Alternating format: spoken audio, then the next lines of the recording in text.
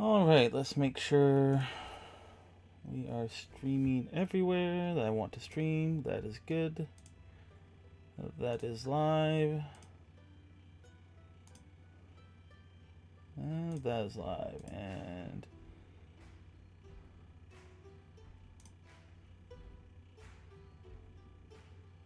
just need to get my live stream set up. Or chat, I mean.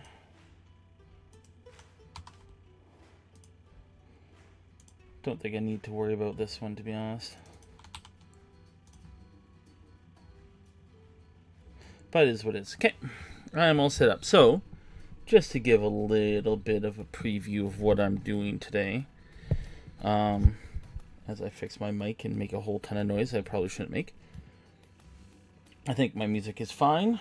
Take a quick drink. This is going to be kind of a very consistent thing I intend on doing on this channel. And to be honest, the main purpose of the channel, the gaming is, for me, is at this moment in time to be secondary. The prime thing I'm looking to do is interesting. Run online campaigns and stream it on here and show what I'm working on. I'm just having some weird issues with stuff showing up weird. So that's kind of the main intent of everything. So anybody who isn't fully aware, this is Fantasy Grounds Unity. This is my preference. I know some people use Roll20 or Foundry. I will be running some games, or not running, sorry, playing in some games using Foundry. But for the most part, I intend on focusing primarily on, I hate that this is, let's move this stuff out of the way.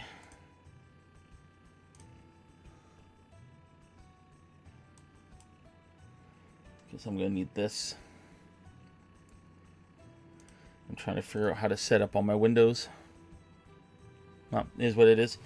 I don't have enough monitors for everything I'm trying to do, so I'll have to check back and look at things like chat and such as things progress. And if I end up actually having people coming in chat, I'll have to finagle a new way of organizing my documents and workstation. So the primary thing for me is I like to run games. I do play in one person's campaign, but primarily I like to DM. I'm not going to claim to be a great DM. I'm more of a technical DM than I am a roleplay DM. My style is definitely very much more technical, but I have been trying a lot more to make things more immersive and put more effort into that kind of stuff. My players tend to like the roleplay light and the more combat and technical stuff. For the most part, they're dice chuckers. That's mostly what our group is. We do try to put some effort into roleplay. I'm trying to push them to put more. That only goes so far. But currently, I am running one campaign and playing in another. I probably won't be showing anything on my campaign I'm currently running. This is me me working on my next campaign,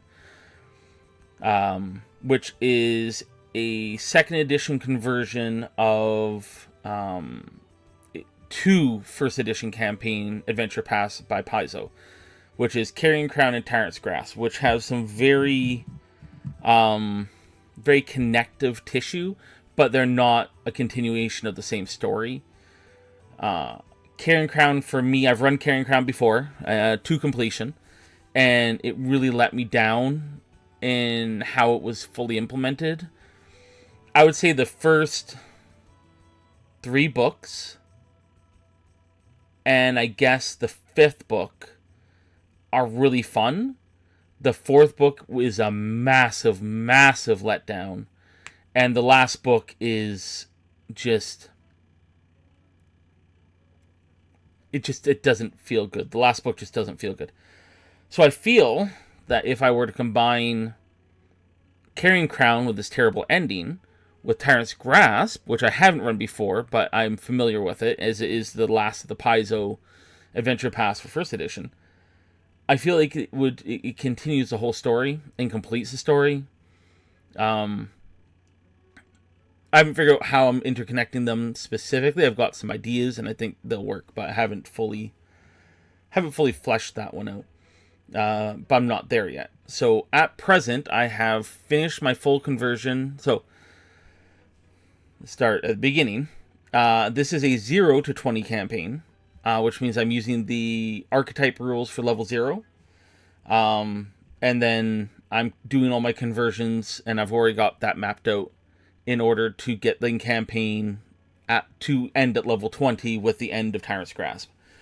So far, I'm done converting the entire first book of Carrion Crown, and I'm in the middle. Yeah, I'd say the middle of the second book at this point in time.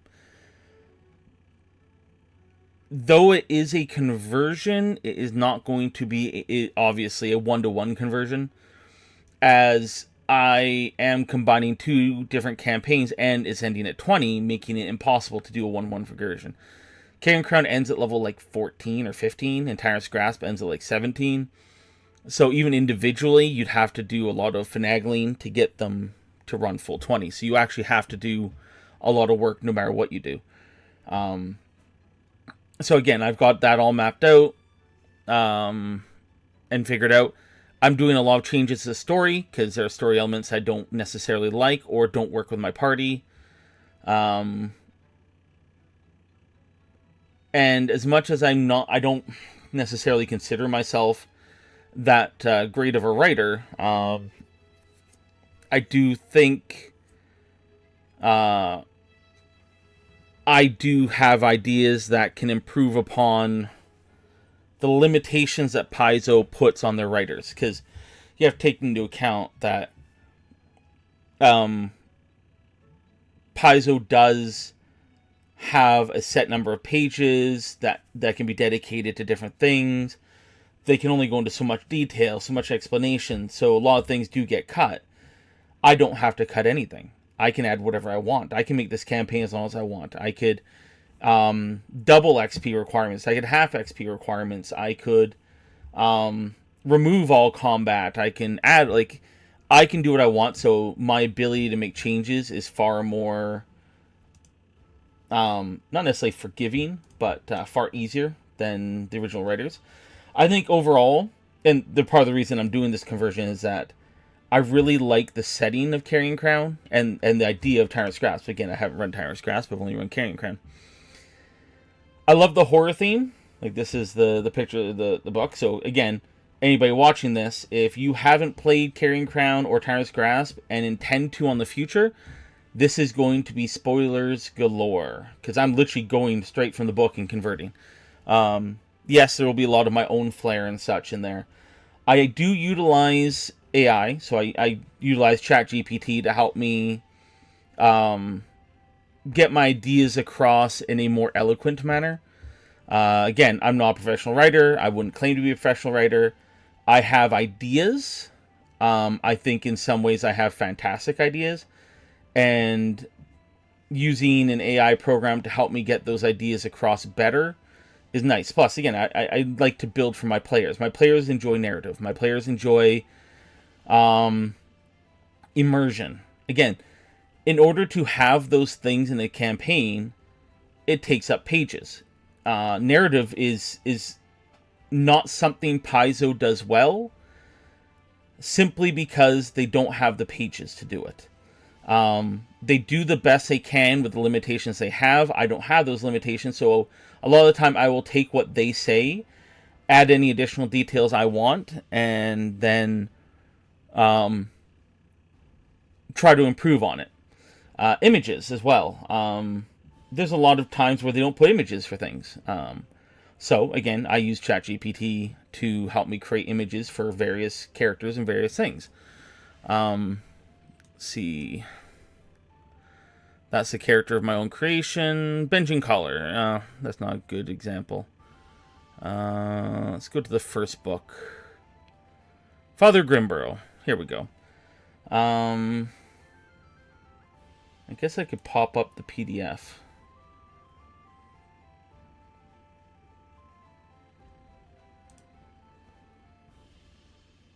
Campaign books. Haunting of Harrowstone.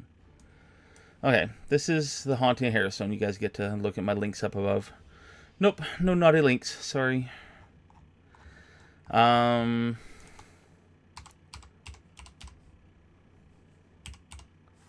Father Grimborough. This is Father Grimborough. So this is what he looks like in the AP. Not a bad image. I have no issue with the artwork whatsoever. I think Father Grimborough looks awesome. But in a lot of cases, they don't bother putting images for characters. So, I decide I was just going to replace them all. The only ones I don't replace are ones that ChatGPT won't let me. Trying to remember his name. There's an image later on, like, where is he? He is in the basement.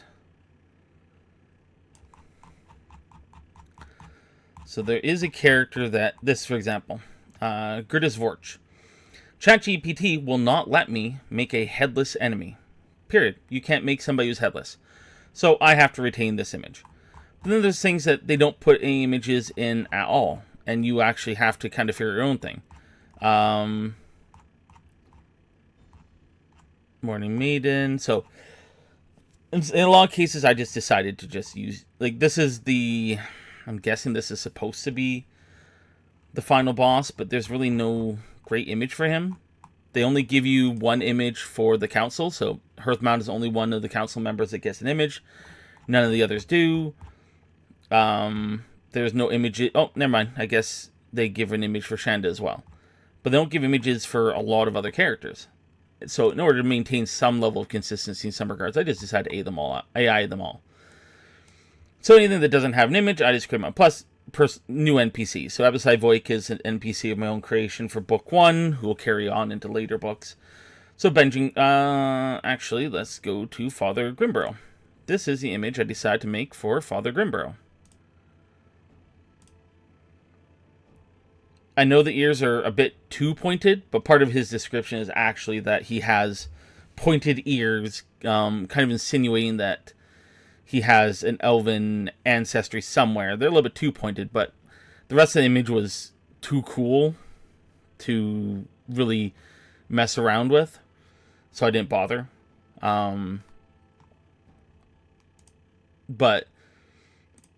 So I just made images for a bunch of things, like Gertis Vorch. I had to keep the one that they have. Gibbs. That's what Gibbs looked like. Just because I didn't like the other image. This is their first meeting of Gibbs. It's not, AI is not perfect, as you can see. This, whatever this is, disappears. My players don't care if it's not perfect. I don't care if it's not perfect. It's just about making things fun and interesting. This is Kendra, rather than the image they have. Don't get me wrong, again, the image they have is great, but I wanted to, again, create a little bit more consistency. They didn't have great images for all of the other new characters, like there's Letty and Poppy, not quite, they're supposed to be pinheads. Can't remember what the condition is. This, in the description of the actual condition, their heads can, I guess, get more bulbous too. I don't know, but AI really didn't like helping me make that one. So I just kind of took the best I could. Made some of like this is Phrasma's original image, and then this is the Phrasma I made. So sometimes it's more about making things the way I want it to possibly look. So this is how Phrasma is supposed to look.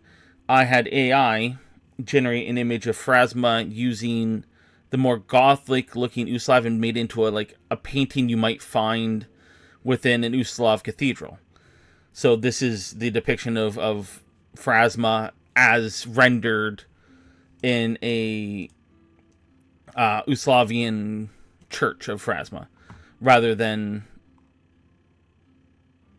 then obviously there's books, the campaign. So I utilize a lot of AI. I know I'm just kind of going on, but I'm just trying to establish how my design philosophy is. It's not perfect.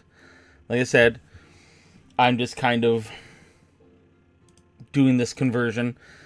Eventually I'm going to start doing more of my own custom things, but I really want to do a conversion of Carrion Crown. Another conversion I really want to do is of Reign of Winter. I want to convert that to 2nd edition.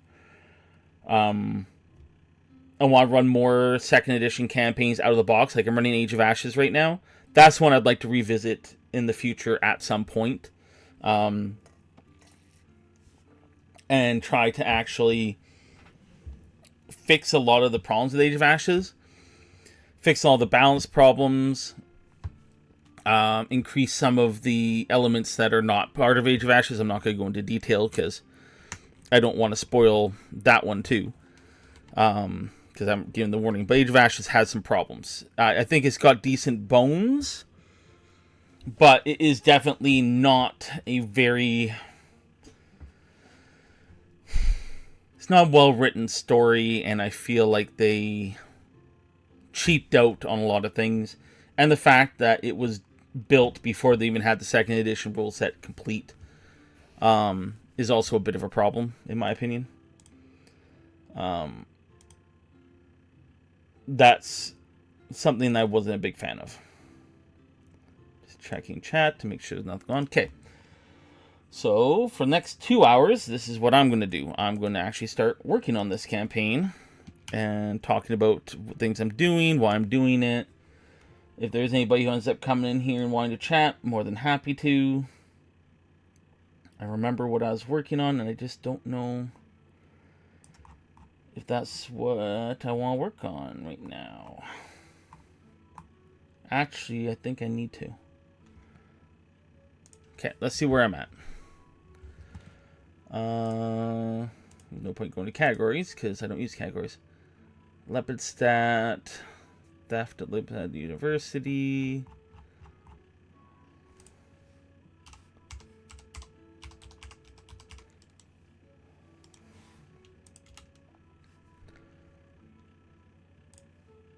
Okay, still need to do Carl's Cottage. Okay, Anatomus Alley. I need to do the windmill at some point. So where am I in the book? Have I done Volstagg and Grinds? No, so I'm pre-Volstagg and Grinds, which makes sense considering I'm working on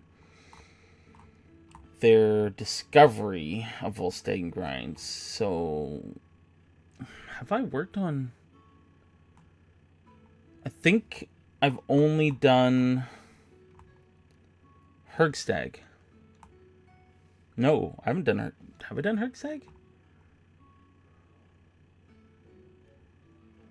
Surgeon's Flats. Actually, yeah, let's do this.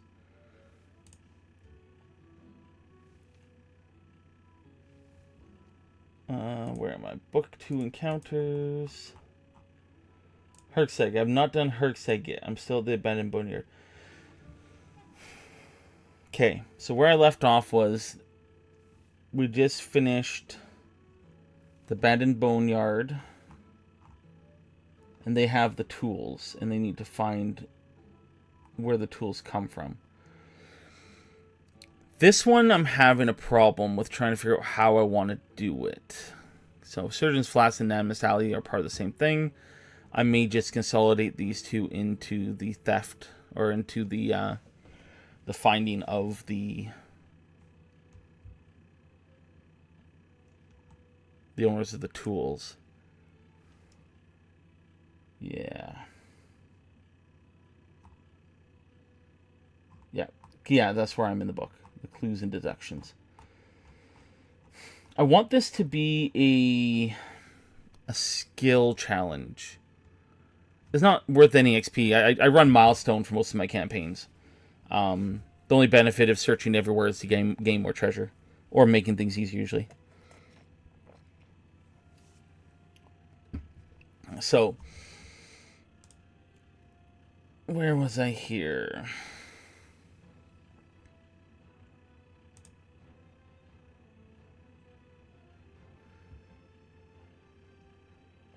I gotta get back. Surgical tools quest is where I was.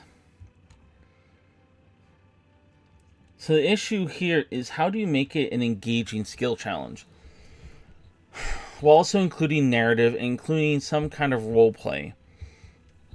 That is where I am struggling at the moment. Is how to get this to work how I want.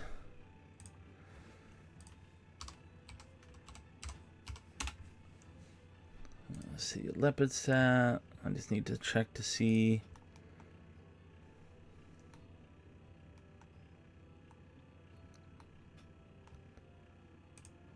Okay, so it does go there. I should save these for just descriptions of the area and make a new story for the finding of the tools. So we're just going to put these up here. I will get to them later. Okay, I'm going to put my mic in a different position. Hopefully I can still be understood good enough. Unfortunately, now my mic is a bit in the way of what I can see. I need a better mic setup. But I don't want to use my headset mic because it doesn't pick up sound as well. So, leopard stat.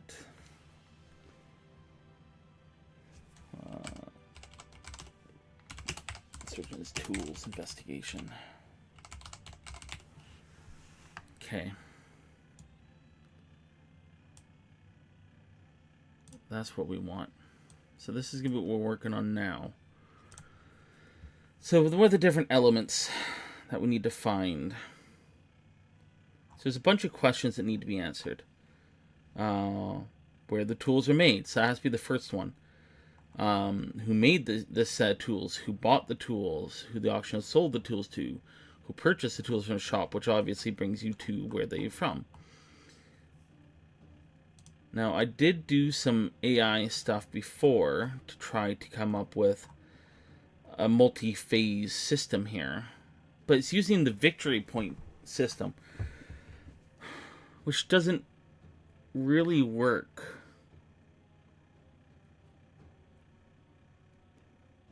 It's pretty much got to be linear. Now, I could split up into multiple days in which you have to spend multiple days, thus collecting your victory points, to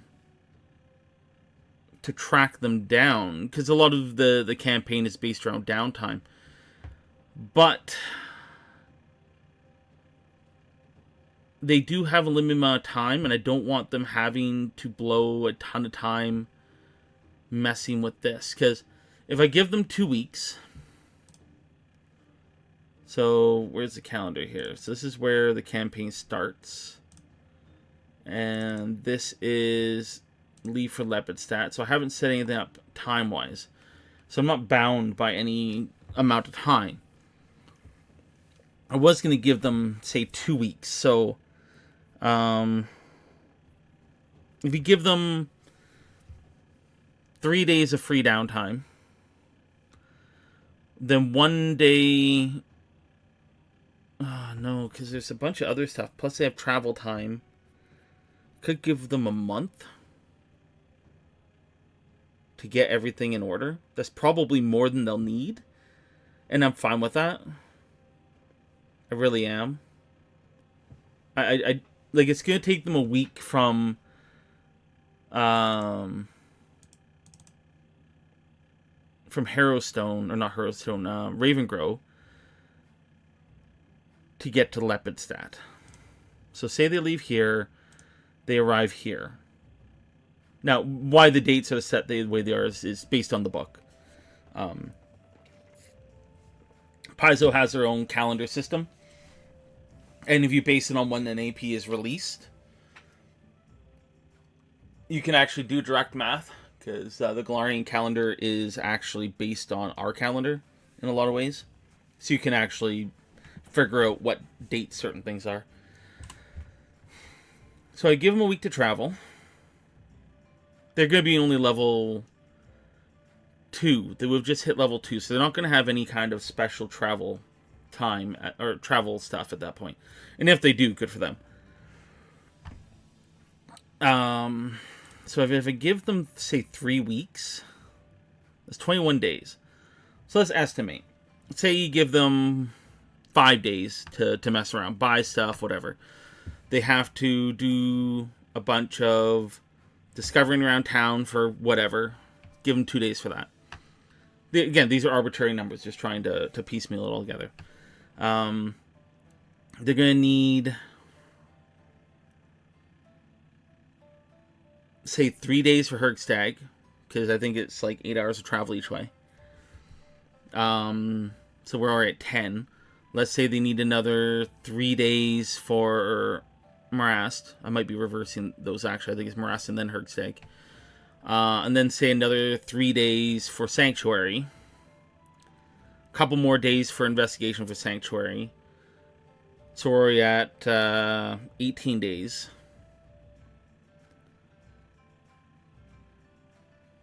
What else can I think of that they might need?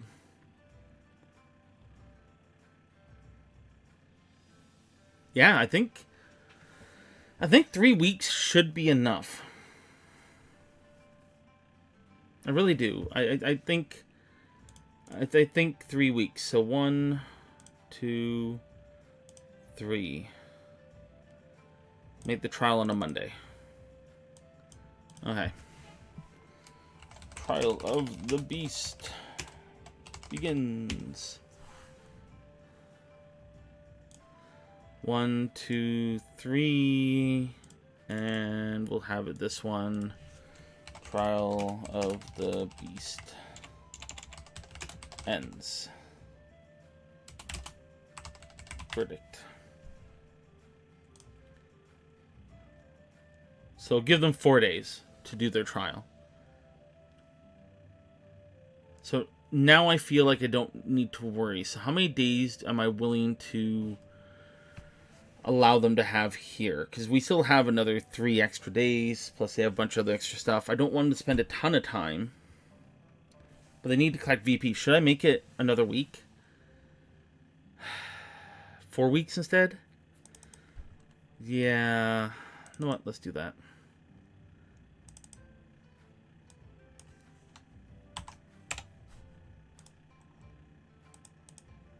Come on.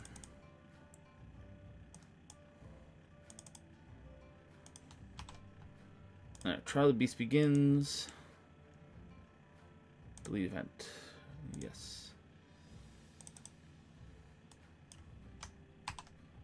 Delete this.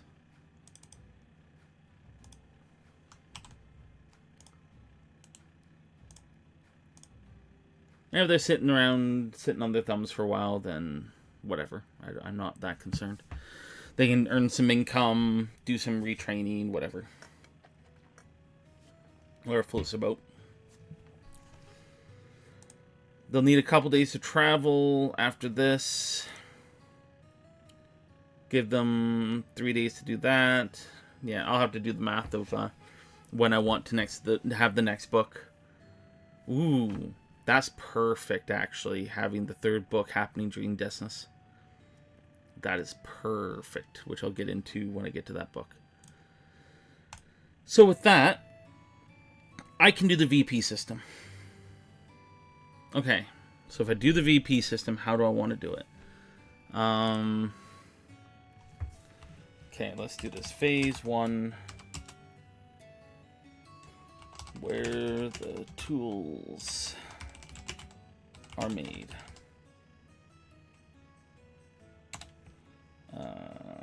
VP required. 5. Checks. We have gather information. Do I want to have other things or just gather information?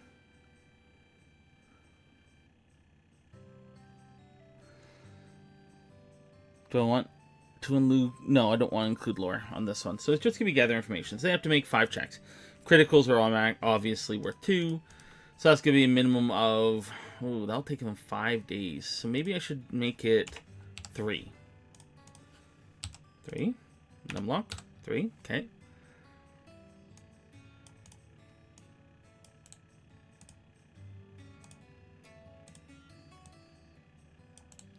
Okay.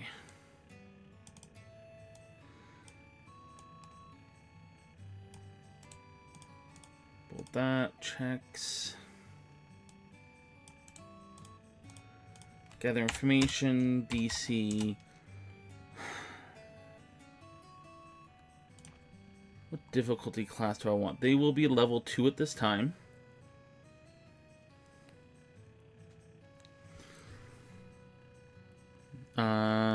Standard DC would be 16. Do I want an easy DC? Let's start them out easy. So let's go with the DC 14. That's weird. Gather information DC 14. Because a normal DC would be 16. Easy is -2, so 14. Because I'm not looking to make this part hard. They're looking for tools with unique mark. And all they're doing is narrowing down. That's all they're doing in this first series.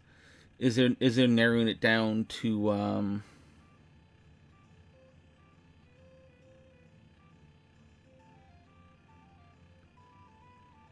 Okay. I've got some AI dialogue here that I'm trying to decide if I want to use it.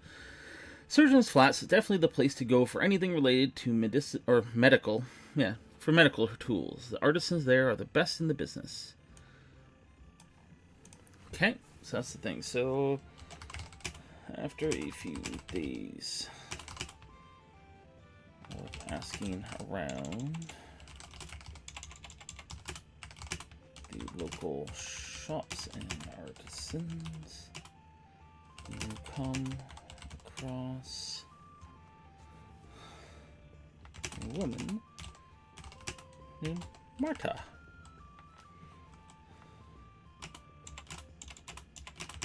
A local baker. I'm probably going to use AI to make this sound better. This is just my own personal take at the moment.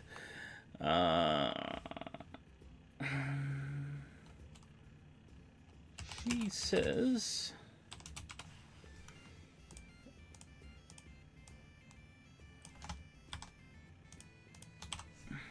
There we go. I will refine this later. Okay, that is phase 1. Let's move on to phase 2. Who made this set of tools? Now, these phases are essentially directly from the book. These are the ones that are supposed to be answered. Let's underline these. Ooh, that's italicized. I did not mean to italicize. Actually, we're going to italicize. Why not? I wanted to underline, but we'll do italicize. VP required.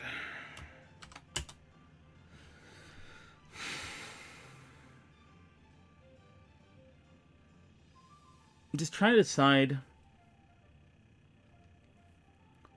how many days. I might have to refine the VP. You know what? Let's just make it 2. If they get a crit, they get it on the first shot. If they get a pass, it takes them 2 shots. If they get a fail, it sucks to be them. If they get a crit fail, I don't know. A success turns into a fail, but they can still succeed. They can still make it up on a crit fail. Yeah, that's probably what I'll do. Yeah. So critical success equals 2. Critical failure equals -1. Minimum.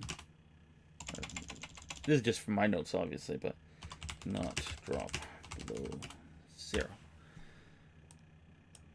There. I think that's more than fair. It's an easy check, so it's not like they don't have the ability to critical pass anyways. I think I'm going to do that, the same thing all the way down. It's just... this isn't... I don't run my campaigns to make it me versus the players. It is very much a... I'm just trying to run a campaign and have my players have fun, but there has to be some kind of challenge involved too. Like, you can't just give them everything. They have to feel like they're earning stuff too. I don't know why it did that. Oh, what's that? Is that just YouTube being annoying? Yep, just YouTube telling me that I have something to watch. I'm still looking for work, so whenever my phone goes off, I have to kind of panic check it. Okay, so this section is...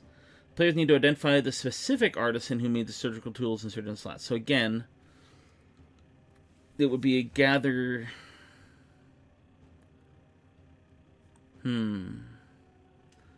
Do I want to change this up? I do. I really do.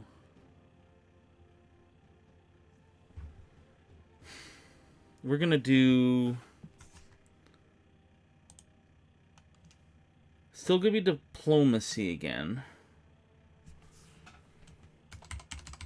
Diplomacy... or craft, DC 16. Relevant lore, DC 14. What do I want to have relevant lores? It's just to be relevant lore. I'm not pushing lore a ton in this campaign, so if people actually have a lore that could work, because of a background, they just happen to have one that would work, then I'll just have at her. Enjoy your DC 14. Or if we have a thaumaturge in the party, a bard in the party, a lore master, which could technically happen in the party, because lore master is level 2.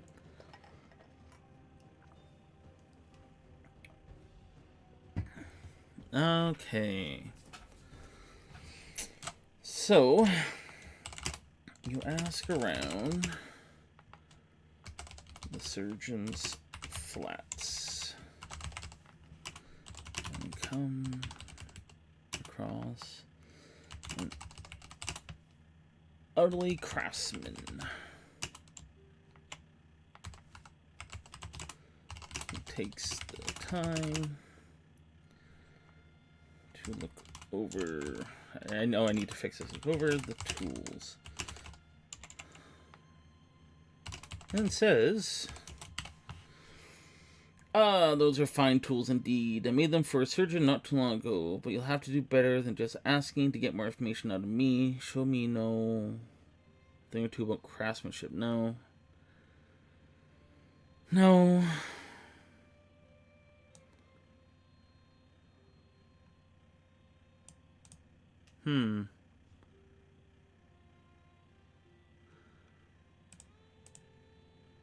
I could do a diplomacy, then a craft or relevant lore.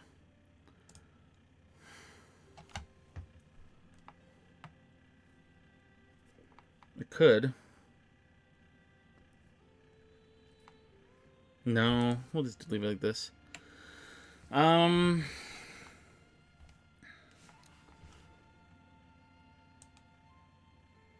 made them for a surgeon not long ago.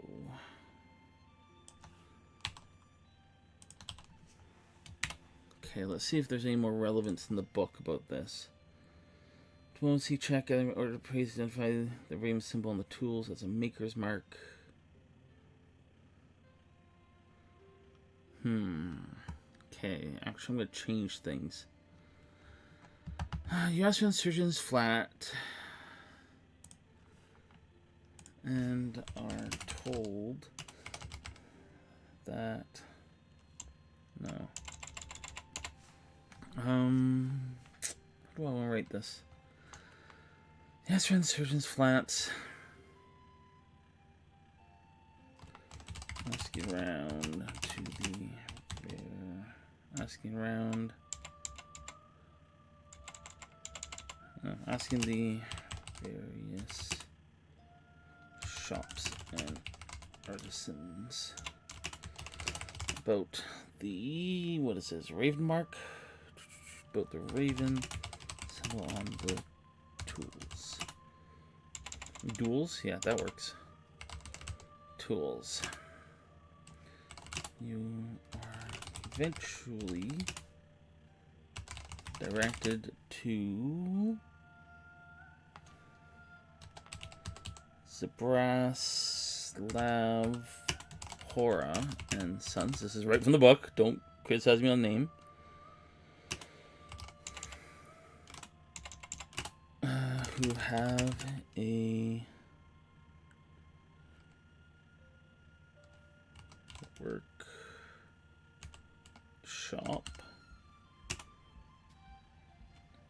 on anatomists. Nope. Nope. Alley.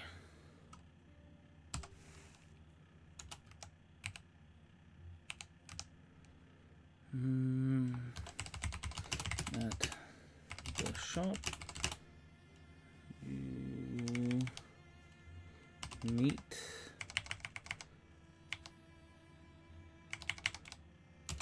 the elderly craftsman who takes the time to look over the tools and says, "Ah, those are fine tools indeed. I made them for a surgeon not too long ago."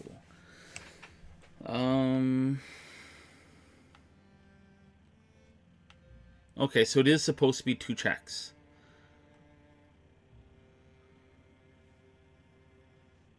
Okay, what does he want? Diplomacy or knowledge local checks? It's a bookish detective man who wears the class.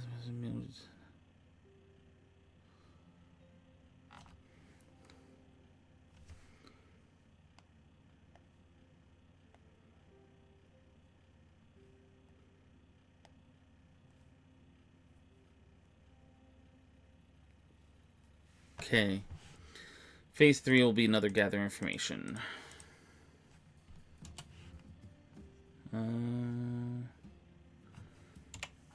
Again, I'll have to get this to be a bit better later on. But for now,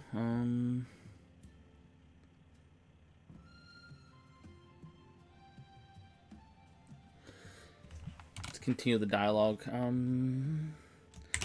sell a lot of my goods through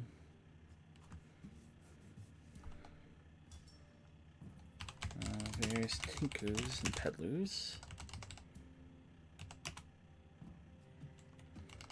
who sell my wares.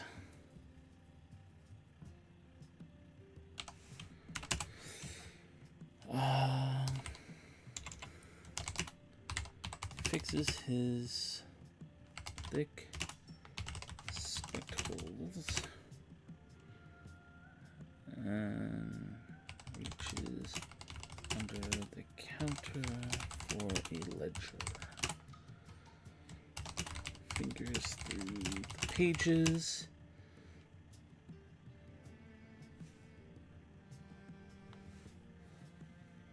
And turns the book towards you with thick calloused, because they do, yeah, with thick calloused hands.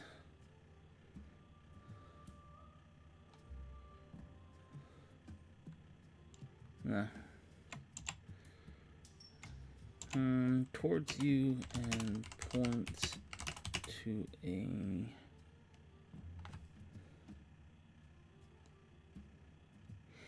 trying to think the proper word I'm looking for. My brain is failing me today. Points to a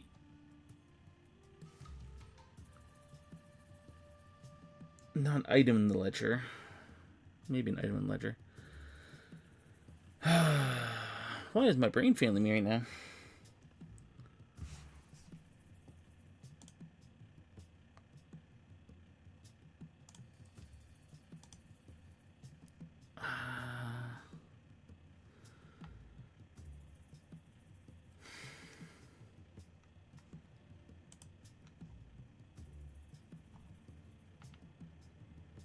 Brain not working. It's not item I'm looking for. I need a thesaurus.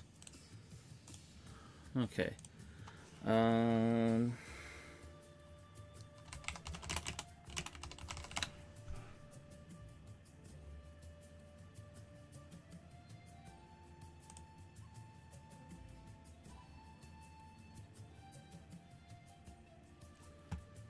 Yeah, let's do that. Points to a listing in the ledger. Listing is a good word for that. That works.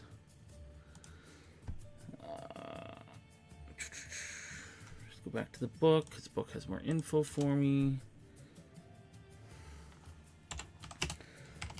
The listing states that the tools were sold to... Who are they sold to? One, Vladka Kostel, a red-haired, red-haired, yeah, that's working out. Red-haired Russian woman who wears a green scarf depicting a swan.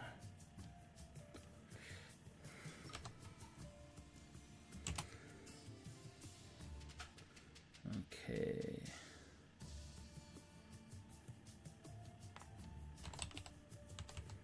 Braslov and I'm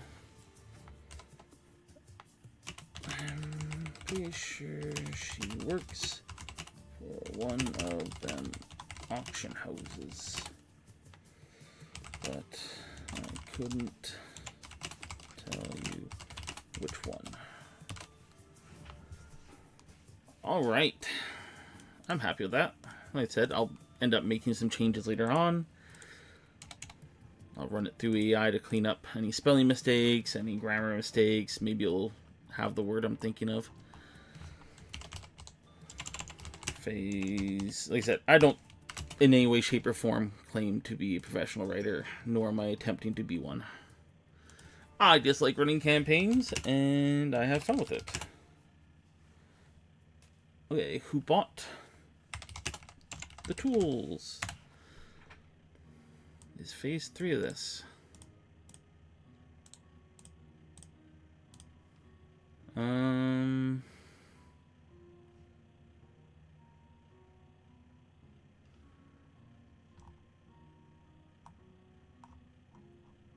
This is one of those ones where I'd like to keep it a combination of things.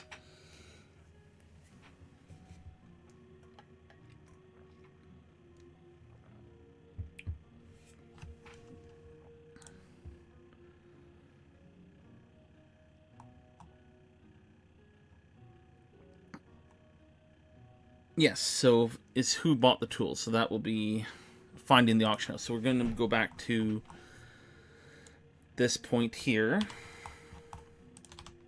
We're going to DC this 18 because there's not a whole lot to go on. So I'm going to make it a little bit harder. I might have to give them more time. And yeah, for the record, I use a lot of eye drops.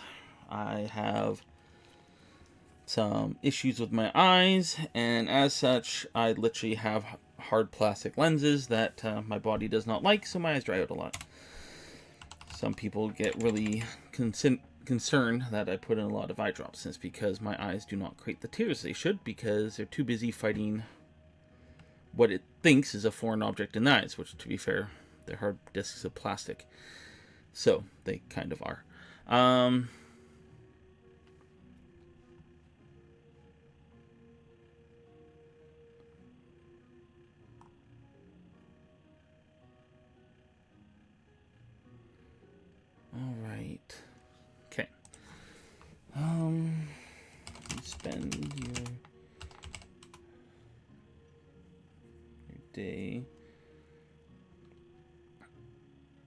asking around that about the various auction houses, which there are surprisingly many, because there needs to be many, otherwise it would be an easy matter of them just finding out. Many. Eventually you manage to narrow it down thanks to the description of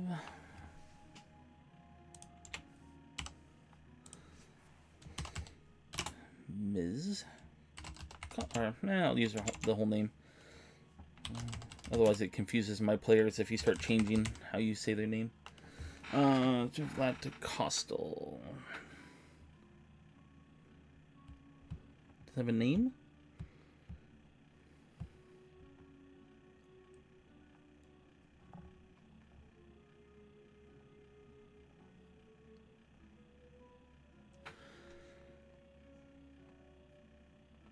And are directed to a small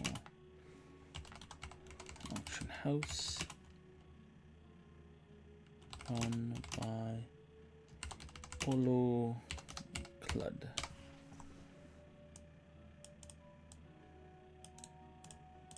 Alright, so this, let's double check. Gather information, I believe is the downtime. I want to make sure it's not an exploration. Ooh, it's an exploration. What does it take? Typically 2 hours, but sometimes more. Okay. So they could, in theory, get this done in a whole day. So I don't actually need to give them that much time. I'm going to give them that time anyways, because I am a merciful DM. So yeah, it's 2 hours to gather information. So I'll just make it 2 hours for each of these. Like, every time they make a check, it's 2 potential hours. I don't think it matters. Again, if they get done in a day, I'm not going to cry. I like it when my players succeed. It makes me feel good. The primary thing is, are they having fun? And if you make things too tedious, they stop having fun. If you make things too easy, they also stop having fun. So it's fun in that balance. Okay, who do they sell the tools to? Again, these are based on the book. I will absolutely make changes when I feel they're appropriate, but this is one of those ones that I don't really feel the need to.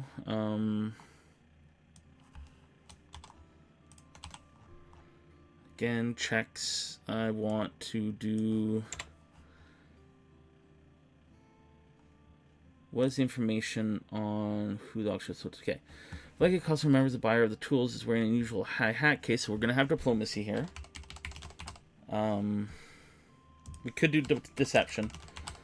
If they ever... I'm only going to put diplomacy, because if they ever suggest intimidation or deception, I'm going to make the DC higher. But in the event that for some reason their diplomacy person can't...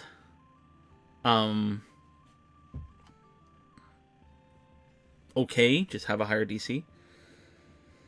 Oh, actually, it says... Oh, that's the wrong one. Or bluff.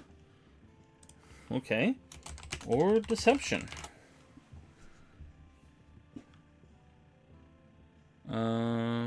Clients, just anyone. That makes sense. Okay, I'm good with that. Oh. Oh, okay. We're actually going to do this a little bit different.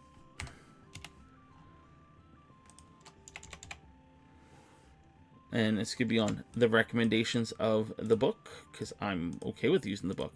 So we have a hard DC here. Okay, I actually have a thing here about DC. So they're still level 215. They're recommending in the book a 25, which is extreme difficulty, or hard. So actually, deception should be an 18. This should be a 23. They want this to be an extremely difficult thing for them to achieve. But if they fail, what do I do?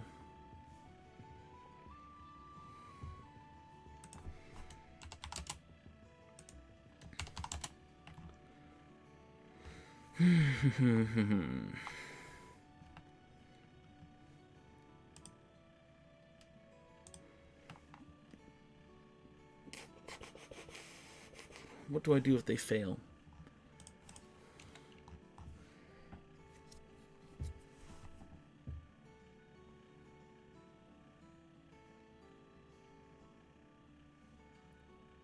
I was trying to think if there's any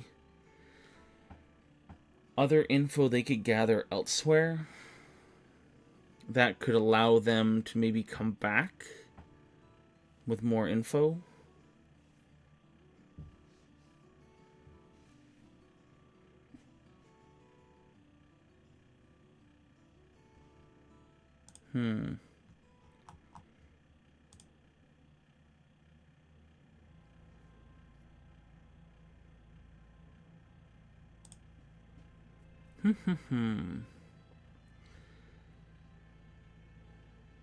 Maybe find him on another day.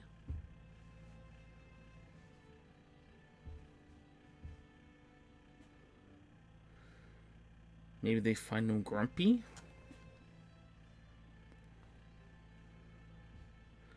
I could, like, I'm not diplomacy or craft or relevant lore, but if they fail, they just fail to find him, they can keep trying. This one, and gather information, they can just put more time into the gather information.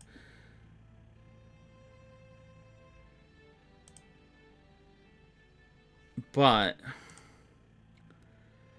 this one feels like an end game,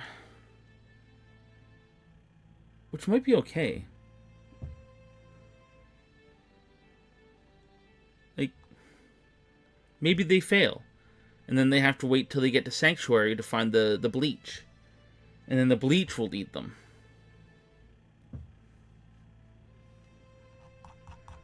Okay, I'm going to skip to Sanctuary and see what Sanctuary is. Unfortunately, heat, the fire. Clues are clearly visible. Clues found at Sanctuary means following deductions. Yeah, I guess this is another way of finding it.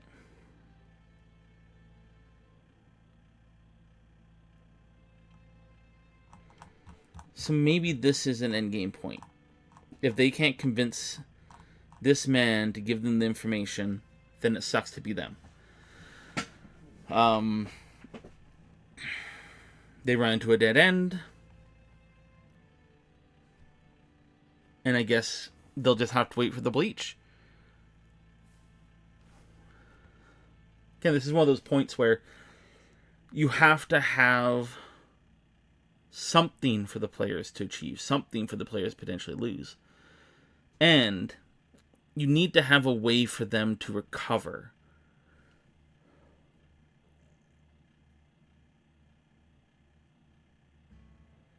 And I think the bleach one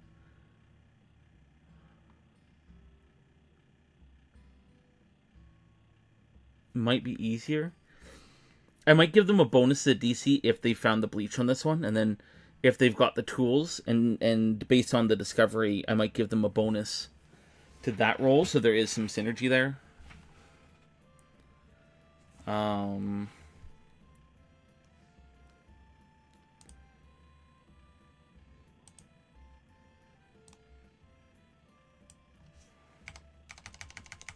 Okay. If failed,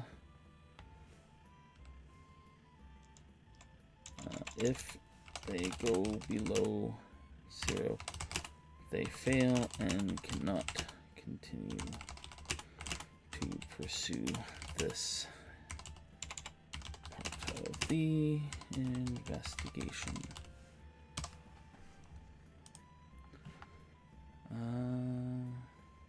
Okay.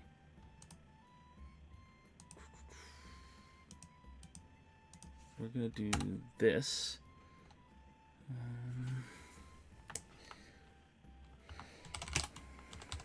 Arrive at the auction house run by Master Olo flood.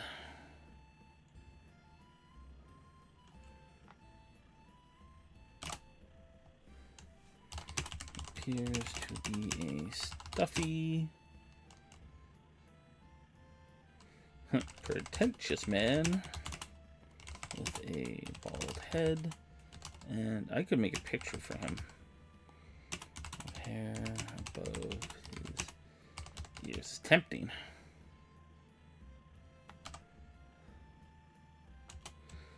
Does not appear to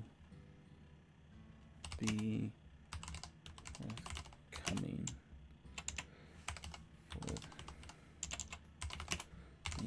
with his client's information to just anyone who comes in off the streets. All right. Again, we will clean this up. These are essentially placeholder dialogues at the moment.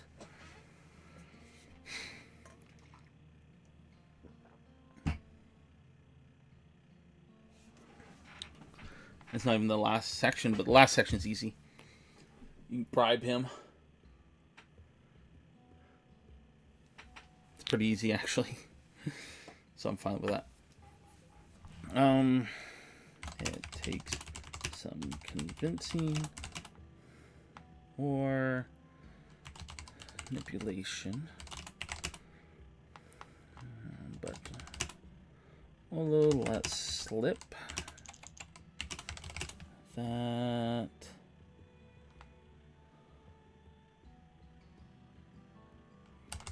he sold it to a shopkeeper named Ranich.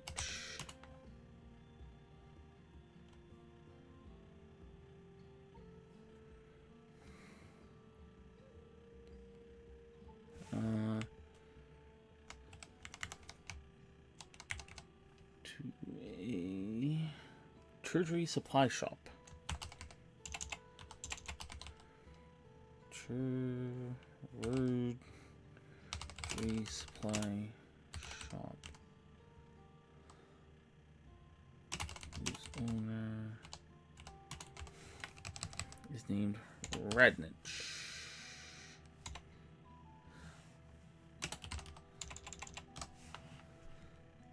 Okay.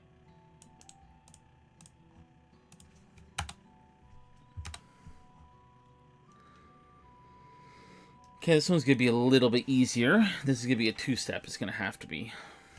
So, phase 5. Who purchased the tools from the shop?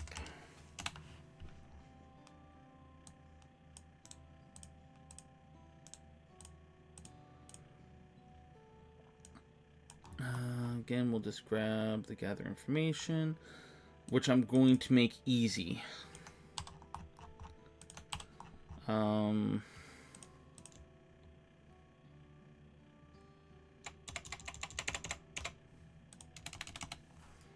Put that there. Gather information, DC 16. No, 14. They've already been to this place and done gather information, so they shouldn't. They've already got some. Yeah, I'm not going to make it hard. Okay, using the information you got out of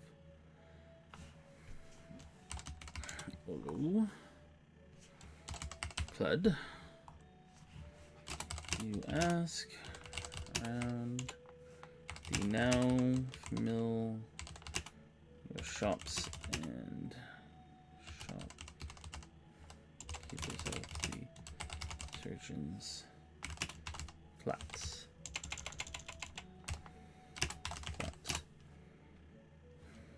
In short order, you are directed to the Ranich's shop.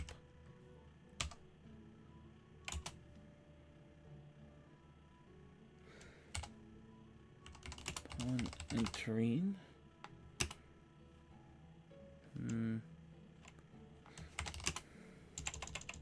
Okay. The shop is a cramped mess with skeletons, pickled things. This is right from the book, so like I said, I'll end up cleaning up later. Jars and alchemical components.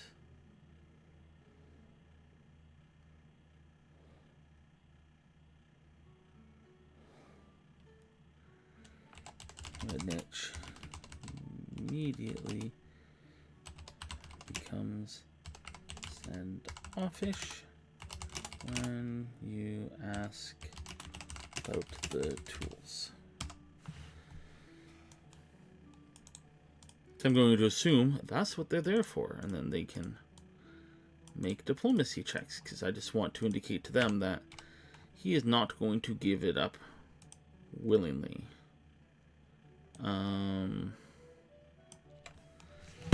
If it drops below 0, only a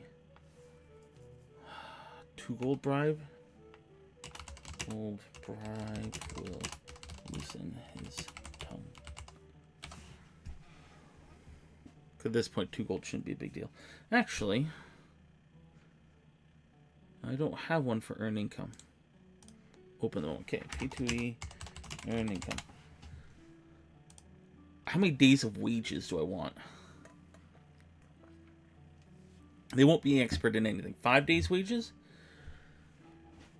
1 gold would be 2 days wages. So 2 gold would be 4 days. It'd be basic. Oh, never mind. 3. So 3, 6, 9, 12. So 1.2 gold is a day's wages of each of them at this point. So I should make it at least 2 days. So yeah, 2 gold is perfect. So 3, 6, 9, 12, 13, 15, 18. Almost a week's wage for one of them to loosen this guy's tongue. Perfect, in my opinion. Perfect.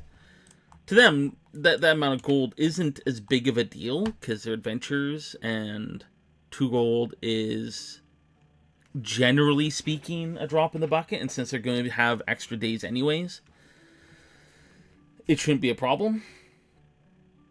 But if they don't make the rolls, there needs to be some kind of punishment, and punishing them a week's worth of downtime when they're going to have an extra week's worth of downtime at this point. For one of them, it's a week's worth of downtime for one of them. I think that's acceptable. In a very funny way. Okay, so we have diplomacy. DC 23. So again, they want this to be hard. And intimidate. DC 18, I think. Yeah, because it needs to be hard. Based on what the book suggests. Again, if they want to suggest their own skill check that they think will work. Deception might be a DC 23 as well. Actually, diplomacy or deception would probably be a DC 25 unless they give a good one.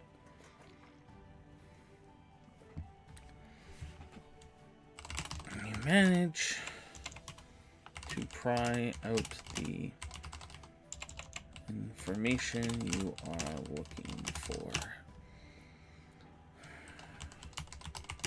Radnich sold tools to Master Vorkstag of Vorkstag and Grinds Chemic Works. There we go.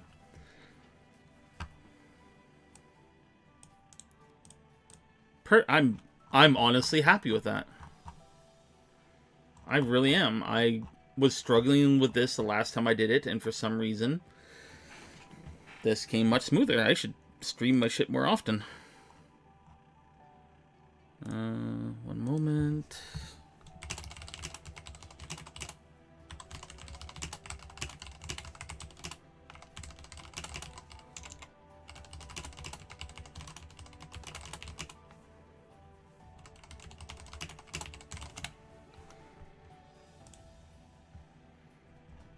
Okay, let's go to ChatGPT. What do I want the prompt to be? Using the documents. Always refer to the documents, I think. And the following help me improve the narrative and dialogue for my campaign.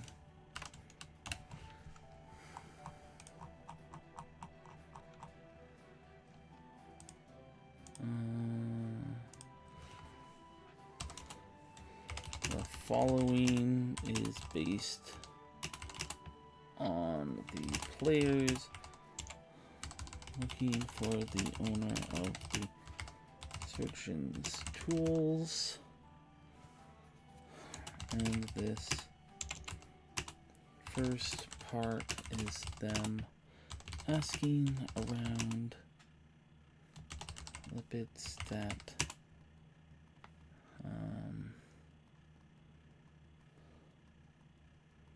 trying to figure out who may have made them. We'll see if they like these prompts.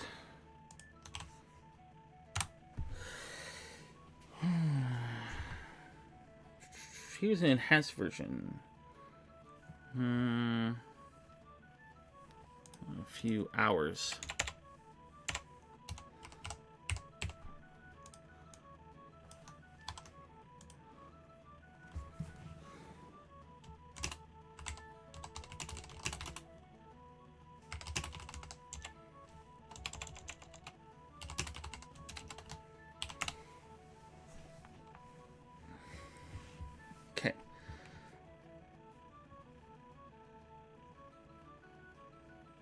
Ooh, that is a lot.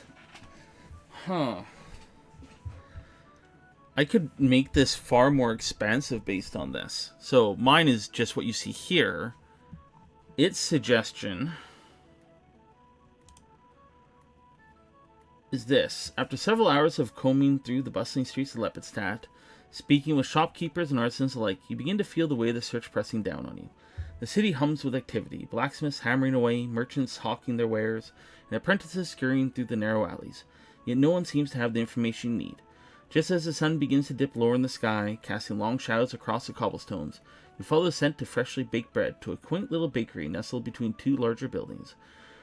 Inside, the warmth of the oven and the rich smell of pastries provide a welcome contrast to the chilly air outside. Behind the counter, a middle-aged woman with a kind face and flour-dusted hands works diligently shaping dough into loaves. She glances up as you enter, her eyes brightening with curiosity.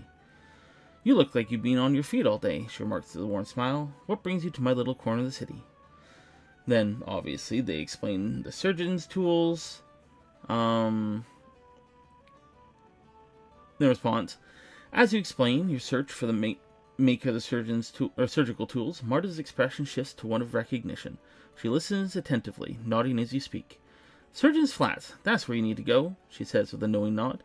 "It's a hub for anything related to medical tools in the city. The artisans there, they're the best in the business, no doubt about it. If someone in Lepidstadt made those tools, you'll find them in Surgeon's Flats."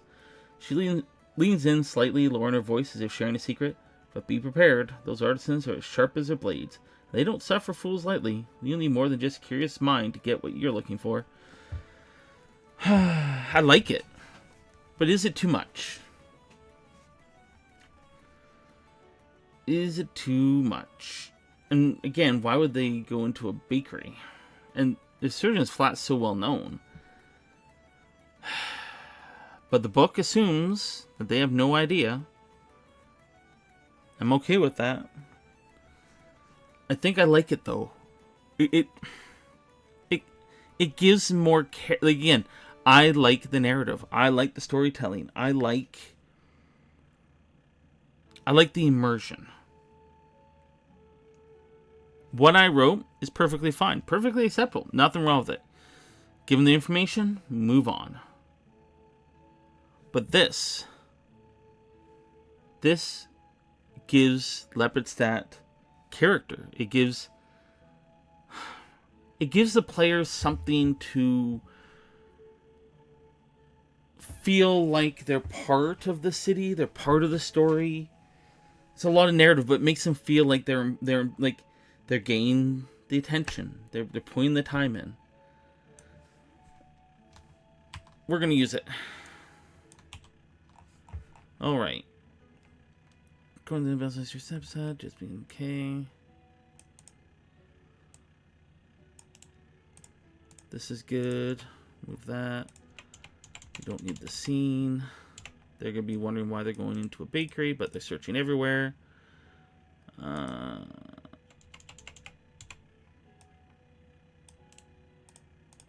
Okay. After they explain, like, they're going to know that they're about to get their info. And I'm fine with that. Like, I'm perfectly fine with that. I want them to feel like they're part of this story. Like, really do. And I feel like that's what that does.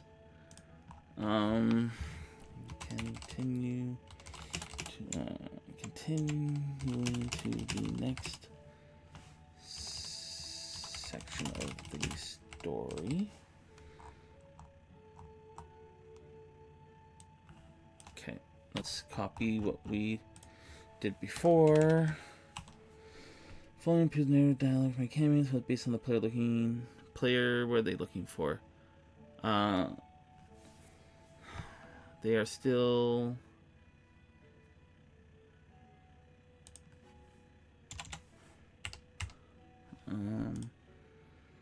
players.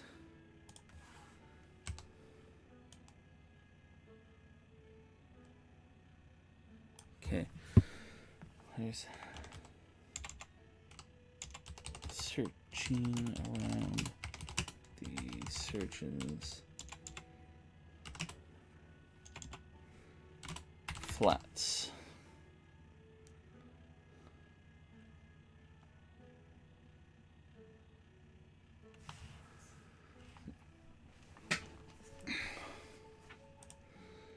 Surgeon's flats. Needing to convince artisans and shopkeepers to answer their questions, some of which may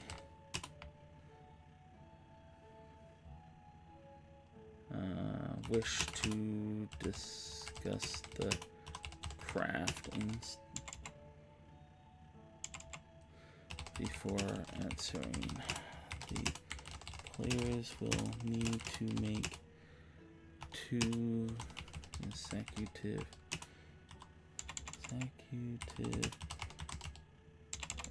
skill checks, which include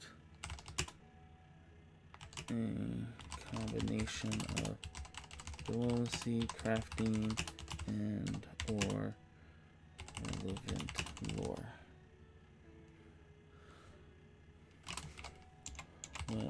What I want is help after they succeed and find their way to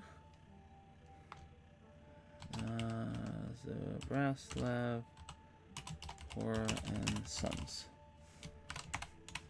There. The more you can give ChatGPT, the better. The more you give it, the more it gives you back. After a day.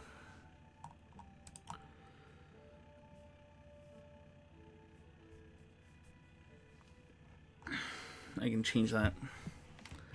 I can change her.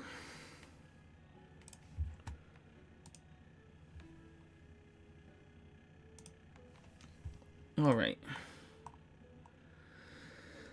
After a day spent navigating the labyrinthine streets of Turner's Flats, your persistence begins to pay off. The district is alive with the sounds of hammering, sawing, and the occasional hiss of cooling metal.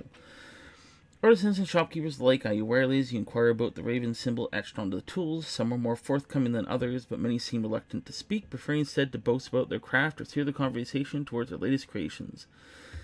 It takes patience, tact, and a bit of persuasive charm, but eventually your answers lead you down a narrow, winding street known as Anatomus Alley. At the end of the alley stands a modest shop, its sign barely visible in the fading light. It's a Brasloff, Horror and Sons Toolmakers. Okay. Yeah, so far so good. We're gonna copy and paste this. We like.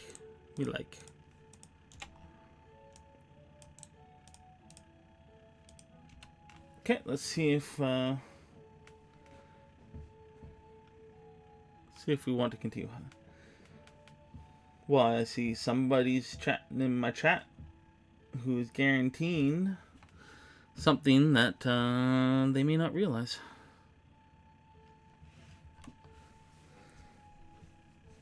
Some people are more than welcome to sit in my channel and give me numbers, but should not be listening into my conversations, as this is a spoiler stream, and some people should not be trying to spoil themselves. Unless they've already made a decision, so I guess that answers the decision. Okay.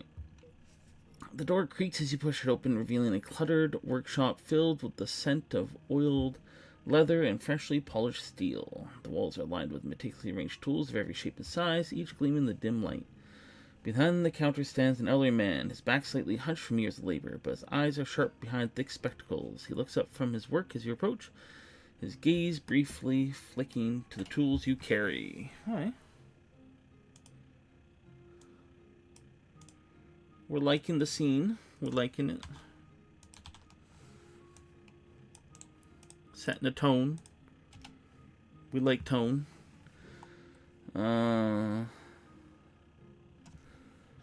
Okay. You've brought me something interesting, he says, his voice gravelly but warm with experience. He takes the tools from your hands, turning them over carefully, his fingers tracing the familiar lines of his craft.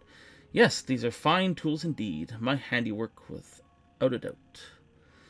He sets the tools down gently on the counter, reaching beneath it to pull out a heavy, well-worn ledger. As he adjusts his spectacles, the old craftsman begins to thumb through. Okay, so we're going to keep this part here.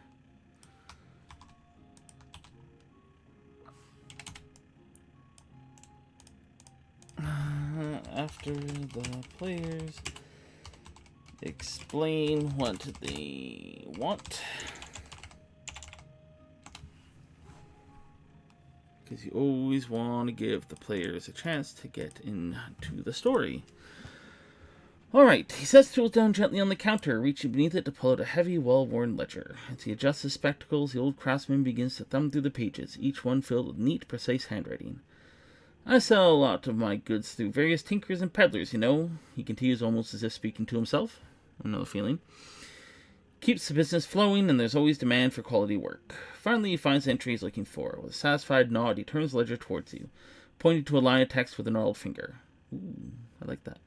The entry is clear and concise, knowing the sale of a set of surgical tools to a customer named Vladka Kostel.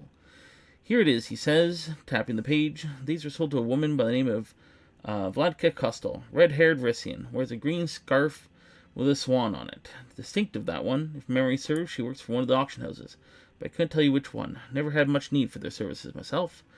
Pushes the ledger back across the counter, his expression thoughtful. If you're looking for those tools, I'd start with her. She's the type who knows the value of a good blade, whether it's for healing or something less savory. I like it. Gives this guy character. I am tempted to give him an image. Really am. I'm tempted to give them all images, to be honest. You know what? Let's do something. Let's do something.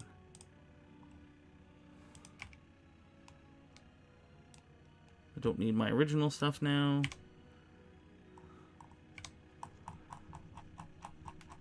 Okay, ChatGPT, let's have some fun. This is part of the thing about ChatGPT I really enjoy. Create for me an image of Marta, I believe her name was.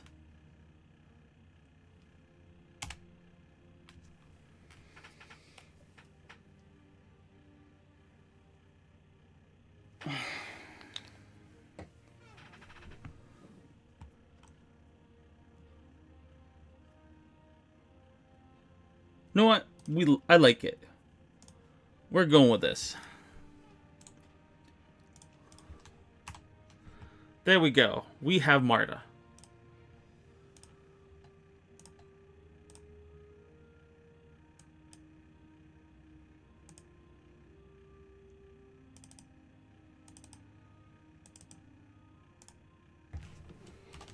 Marta the baker. I'll have to drag these images over eventually, once I'm all done. Create for me an image of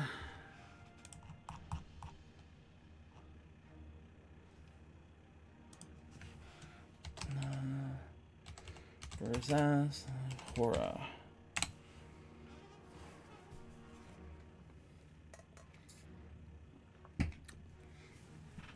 Wouldn't necessarily say she's an old lady. I guess she's in for a medieval setting, she'd be considered old.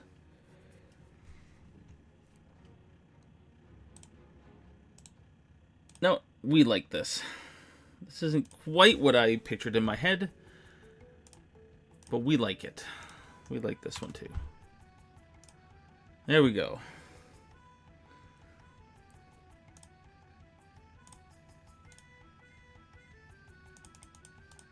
We have Zabraslav Hora. I like making images. I like putting faces to characters. It's so enjoyable. Okay.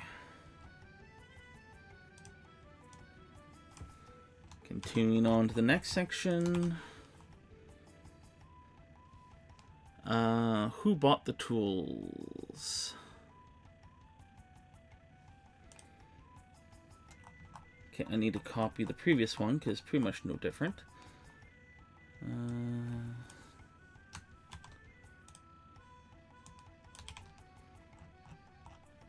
The following is based on the player looking for the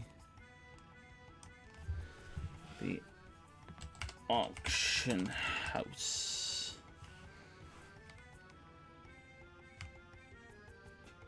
Oh.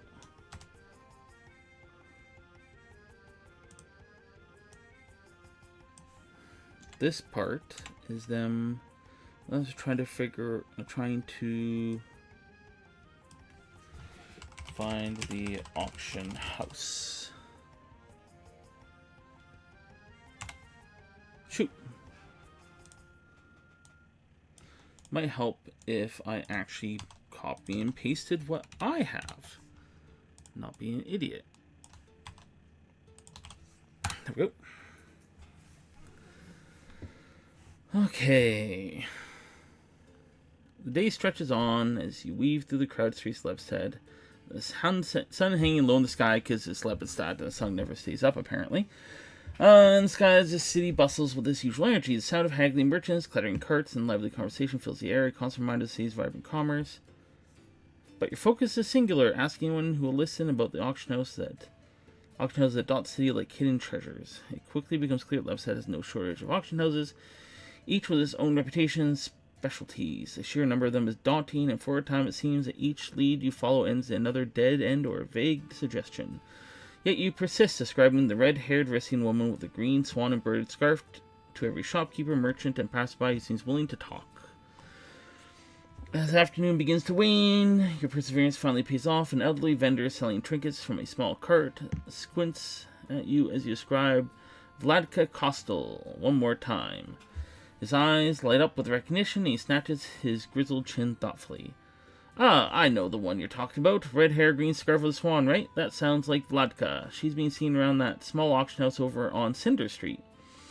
The one run by Olo Clud. Not the biggest place, mind you, but they deal in some rare items. I'd wager you'll find her there, or at least get close to what you're looking for. He nods sagely, the lines on his face deepening as he offers a toothless smile. Olo's place ain't far. Just keep hanging down this road, and when you reach the old clock tower, take a left. Can't miss it.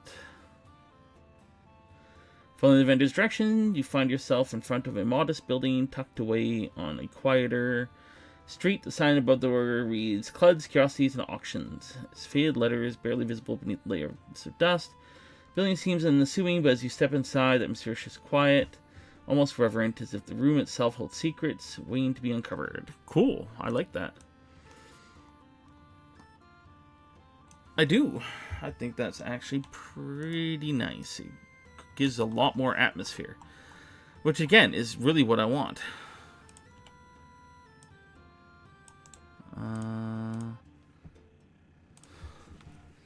Can you create for me an image for the elderly vendor?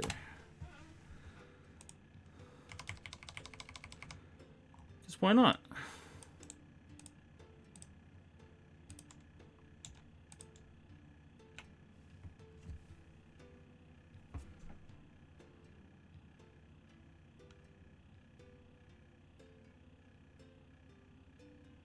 Sure.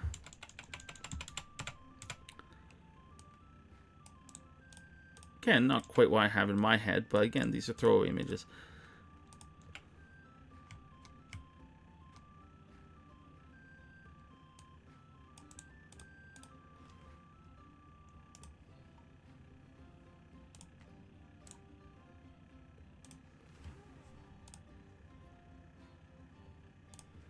We have a new one. Here's our elderly vendor. Those are modern clothing. That's not good. Nope. This he needs to fit with a within an Ustalav setting. He's honestly a throwaway. Probably shouldn't be putting any effort.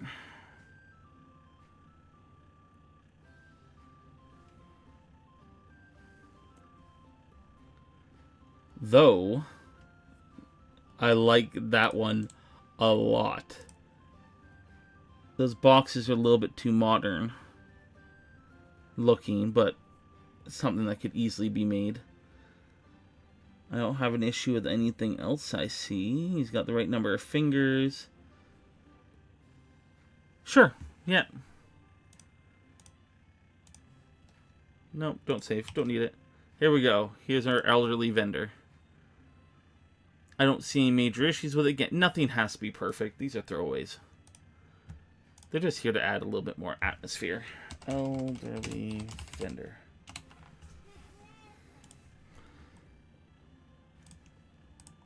Alright, off to the auction house.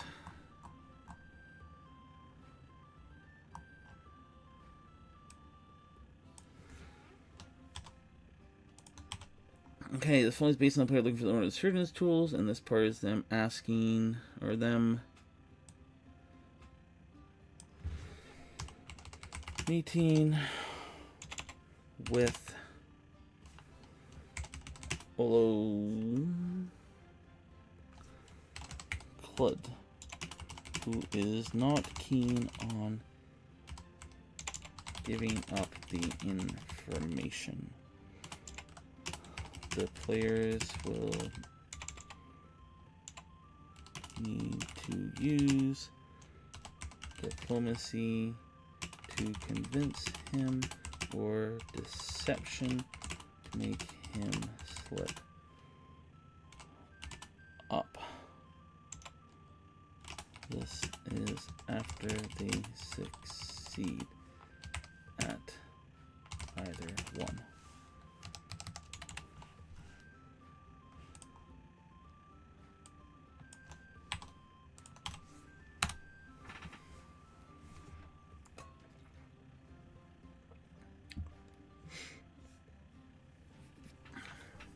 Okay, I'm liking what I'm reading so far.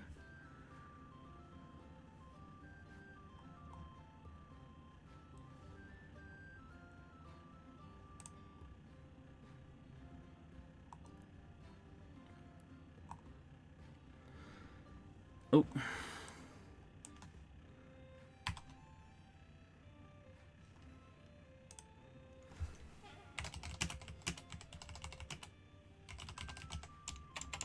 Add info that happens before they talk to him. Need to quit slipping up and forgetting this stuff. Okay, says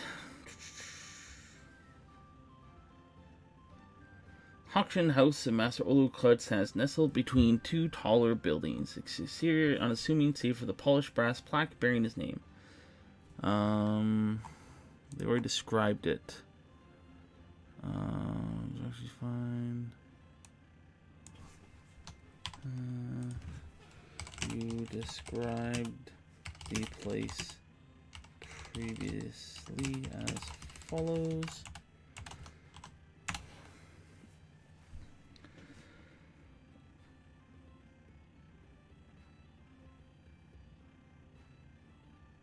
Okay. I think I'm going to put this here.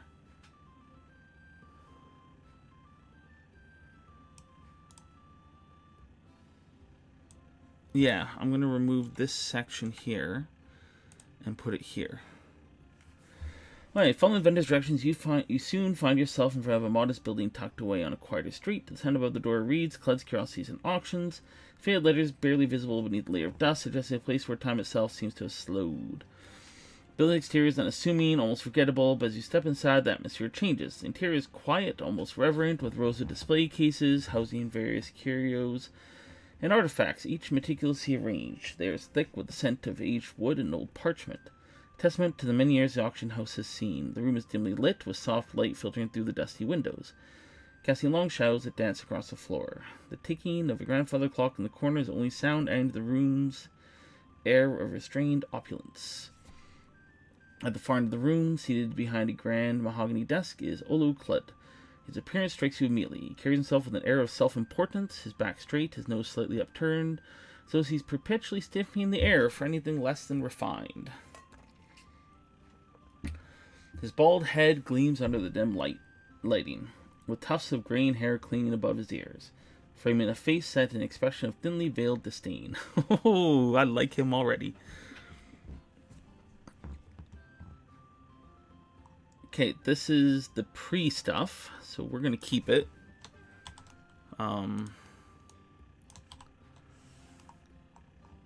Because it sets up Olo really well, in my opinion.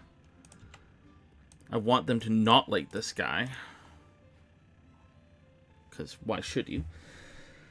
As you approach, Olo looks up from a ledger, his sharp eyes narrowing as he assesses your presence. He offers a tight-lipped smile that doesn't quite reach his eyes, his hands resting on the desk as though they belong to a man accustomed to having things his way. I'm going to add that to here as well. Because again, this is pre-checks.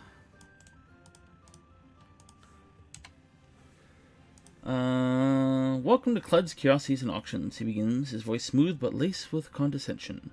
What can I do for you today? Or what can I do for you? I must warn you, though, I do not divulge the details of my client's transactions to just anyone who happens to wander in off the streets.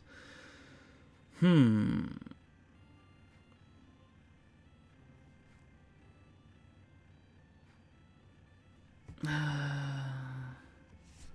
like how that's presented.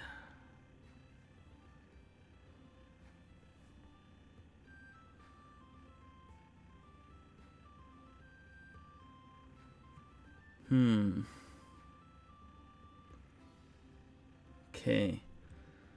Welcome to Klud's Curiosities and Auctions. Begins his voice smooth, least condescension. What can I do for you? Okay. That's where we will begin.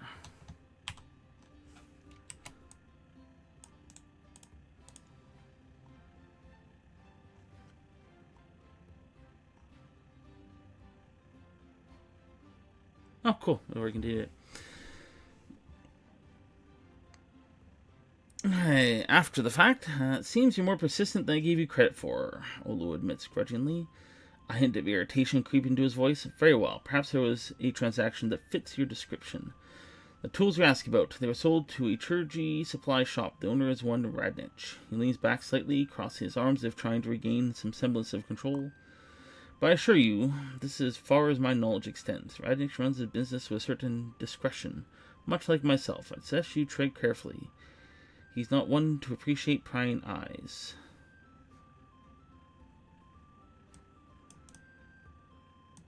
Acceptable. Again, creates a sense of character. Okay, create for me an image of Olo.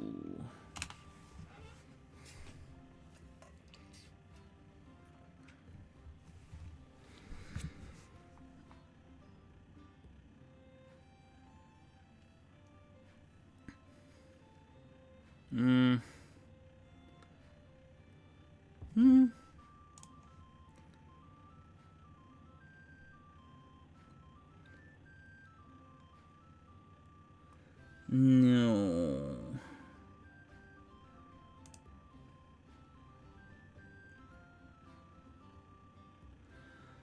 I like it.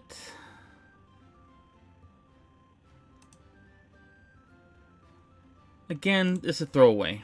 If it wasn't a throwaway, I'd care.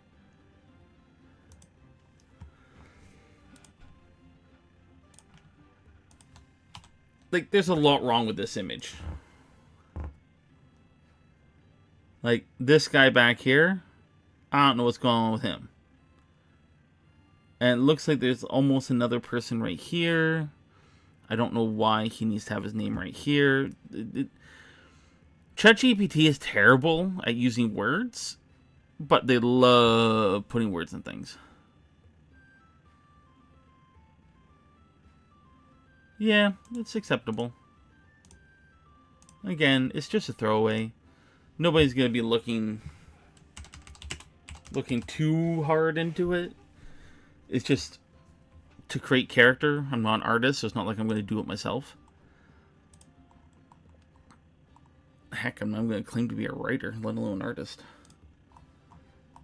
Okay. Let's go back up here.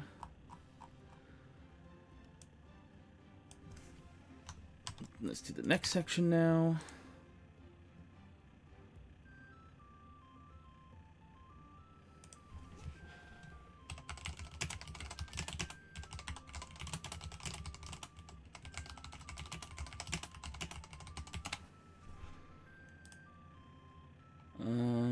Let's see. Basically, look for owners from tools, and this part is them.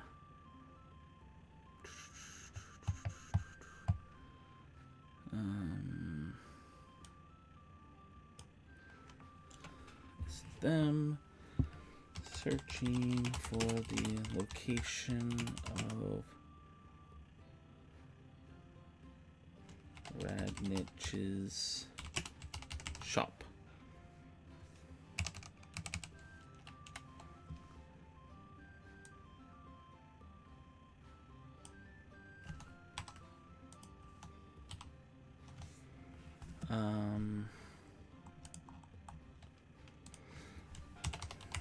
Next is after they succeed at making Radnich tell them the information they are looking for.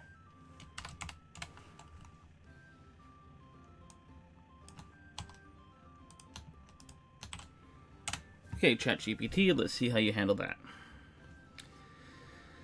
Armed with the name Radnich and a vague sense of direction, you set off once more through the winding alleys of Surgeon's Flats. The district feels almost familiar now. The rhythmic clang of hammer on anvil, the murmur of shopkeepers haggling over prices, The ever-present scent of oil and metal. As you ask around, dropping right into name in conversation with various shopkeepers and artisans, it doesn't take long before you're pointed toward his shop. A place known more for its unsettling inventory than for its hospitality. Okay, we're already at a really, really good place to set up rat niches. I like that. Right as his shop is a stark contrast to the organized chaos of the other workshops and surgeons' flats. The moment you step inside, you're greeted by the faint, acrid scent of alchemical concoctions, mingling with the musty odor of preserved specimens. Space is cramped, every available surface cluttered with strange and unsettling items, skeletons of various creatures, jars filled with pickled organs, floating murky liquids, and a wide assortment of alchemical components strewn haphazardly about. The dim lighting casts eerie shadows on the walls, giving the impression that the shop is more a curiosity cabinet than a place of business. Nice. Behind a counter, cluttered with tools and vials, stands Rednich, a gaunt man with sunken eyes and a perpetually suspicious expression. His thin, greasy hair clings to his scalp, and his bony fingers twitch nervously as he observes you with clear disdain. The moment you mention the surgical tools, his demeanor shifts, growing even more standoffish.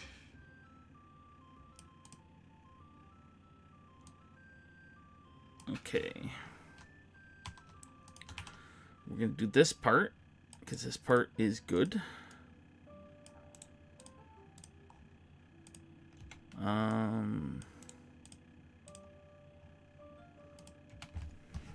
After they mention what they want.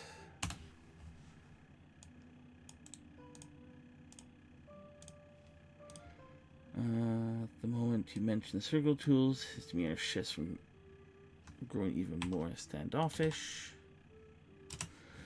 Why are you asking about those tools? He snaps, his voice sharp and wary. I don't discuss my client's business with strangers. If you come looking for trouble, you found it. They're going to think it's combat. But I'm fine with that. As a gain him to talk will require more than just a polite request. Whether through precision. Yeah, I don't need to add that part.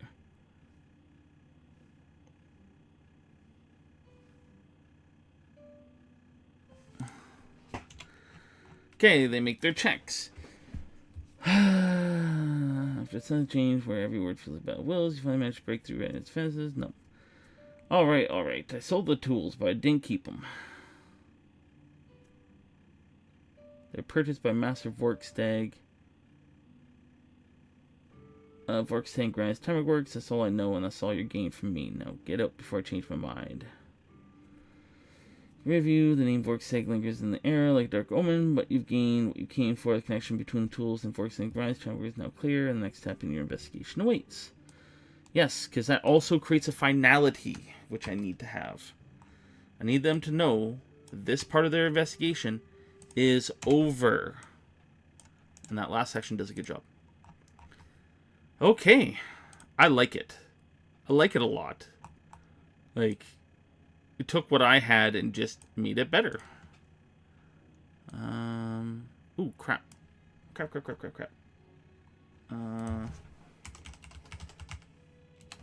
I need... Surgeon Tools Investigation. I need that open still. Create for me an image of Greenwich.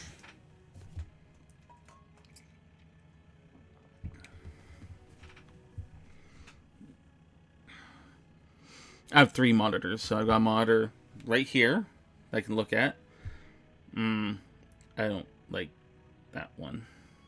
Got a monitor right here, my main monitor, and then I got another one way over here where I have chat and such. That's why I look all over the place. I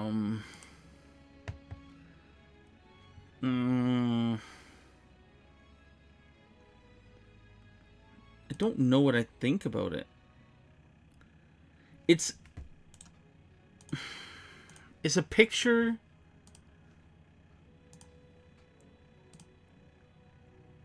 that sets a tone.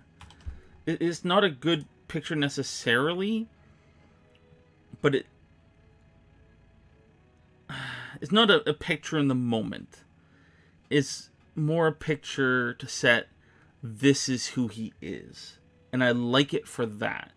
It's not him in his shop necessarily. It's not where they'll be encountered, but it's one of those, this sets up who this person is, and I think it does a good job. I don't see any major issues. Well, that skeleton's a bit borked. I don't see any major issues on brains. So, yeah, no, I like it. Again, these are throwaways. These are not characters that are ever going to come back. So, it's just, here's a picture to set a mood for the character, and that's the purpose of it. So, okay, I need 2 more things out of this. Using the documents, create for me a description of surgeons flats for my players. A general.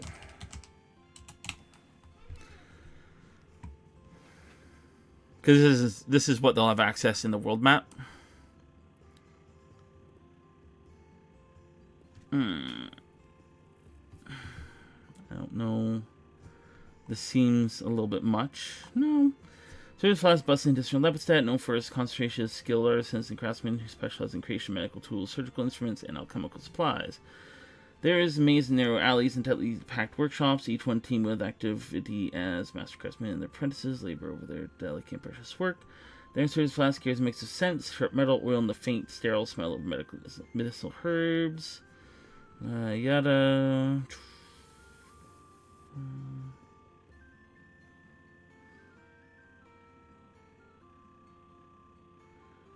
Okay, I like it. Like, they're not going to get this information until after. So.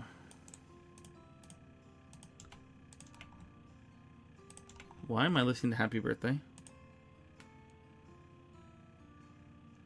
Oh, birthday wishes to the Tavern Keeper daughter. Okay. A bit concerned there. And same thing. But instead, we want one for Nat Honest Alley.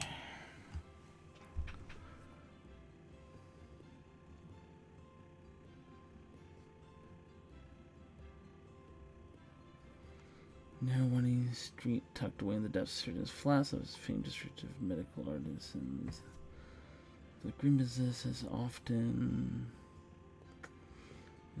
shots were like that, less concerned with appearances and more function. So, despite its responsibilities, have knowledge. Okay, I don't know. I'm not going to bother reading all of it. I think it's a decent description. It's just there for the players to gain create atmosphere. What I've read is good, so I'm content.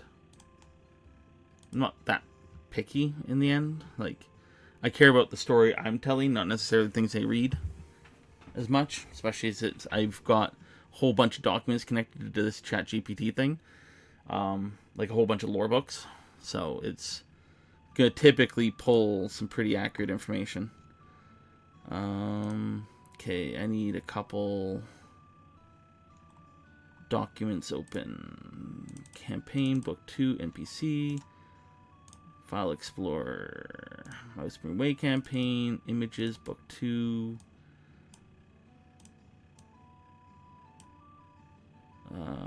Skip these files. Okay. Now we go to Assets.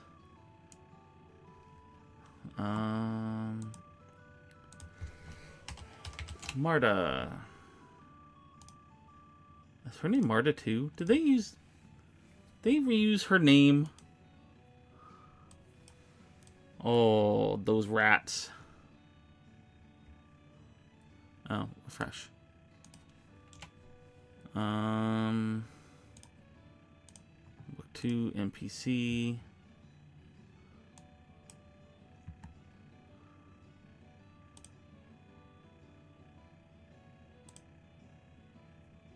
Interesting.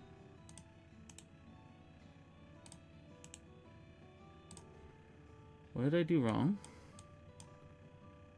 Alright, Pathfinder campaigns. Book 2, NPC. Okay. These people are here.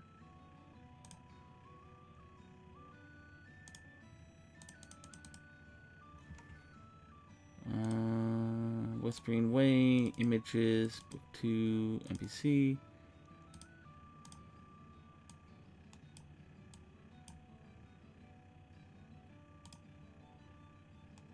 There we go.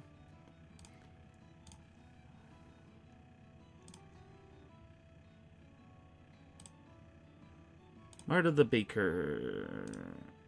No, I don't want to do that. Stop sharing record. Okay, this is Marta the Baker. Create map record.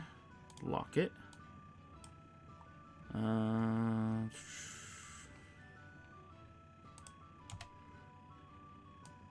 And we put image of Marta the Baker right there.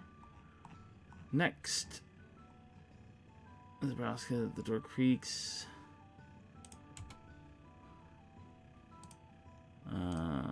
Okay, create map record.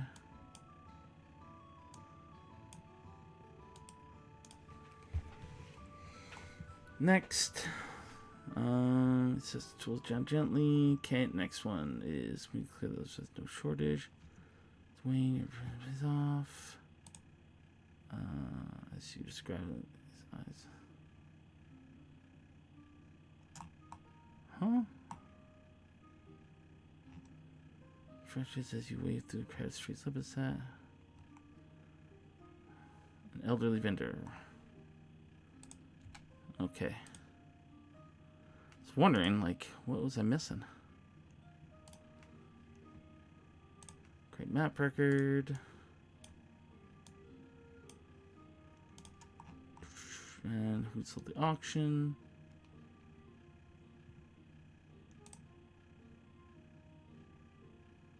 Yeah, I want the picture of Olo to precede them going and talking to him. There we go. Image of Olo. Okay.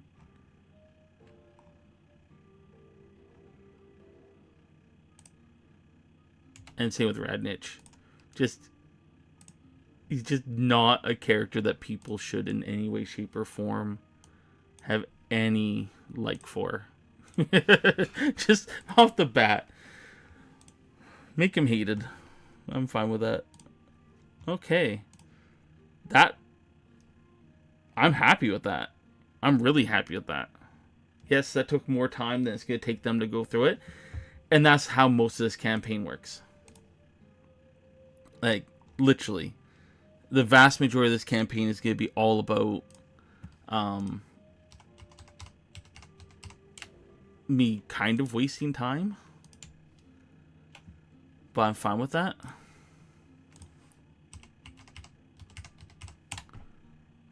Really?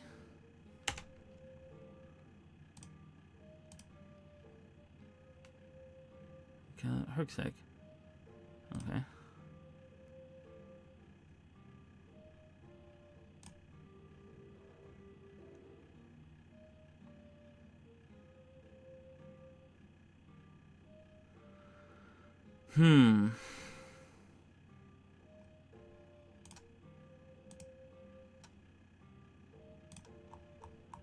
How do I want to handle Hergstag?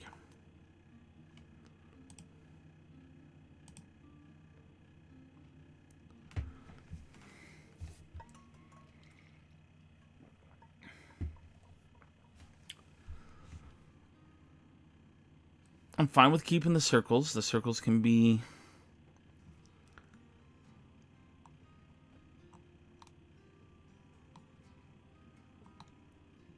where they've had encounters.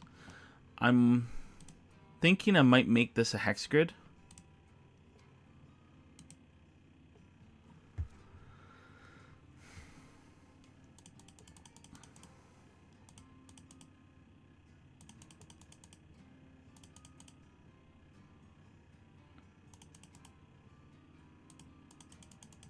Need that in a hex. That's good, that's good. I want that. Let's go with a 60 hex grid, maybe?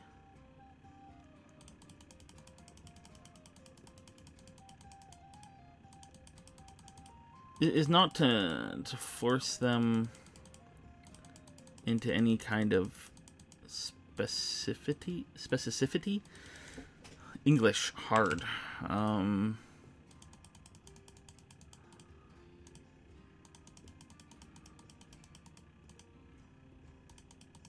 Keeps catching things into.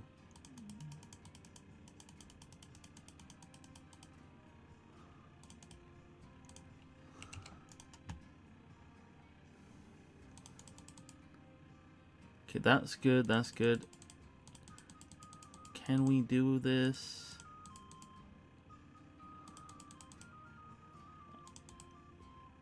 Good enough, okay. Encounters, we'll have one here. Actually, bring up my leveling sheet. Okay, so we're gonna have one here.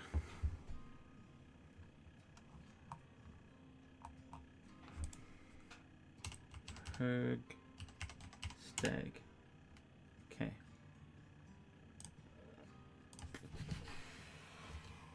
Herg, stag.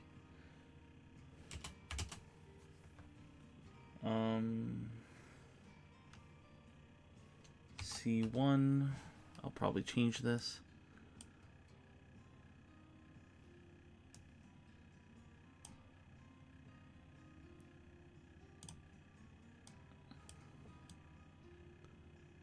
Okay. Hergstag. C2. Which is Karen's house. Again, I'm going to end up renaming these. So, Hergstag, C3. C3. Which is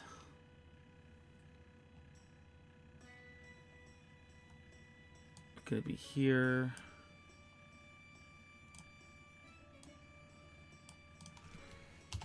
Hergstag, C4. Which is going to be Elsa's house. No.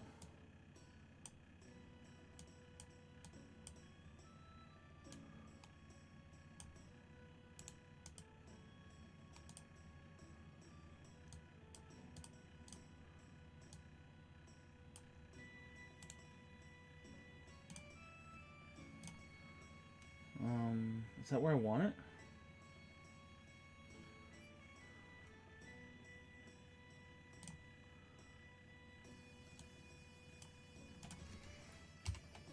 Hergstag, third house, which is right here.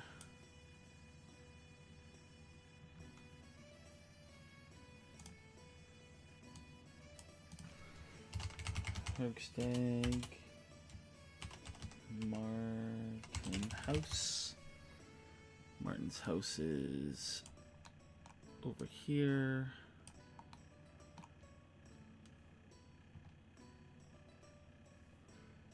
Because Alan's is here, Elsa's is going to be here. I think. Yeah. Yeah. And then we'll have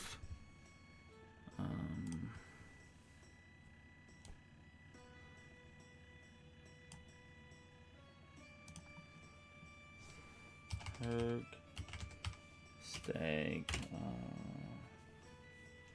Let's call Hergstag C,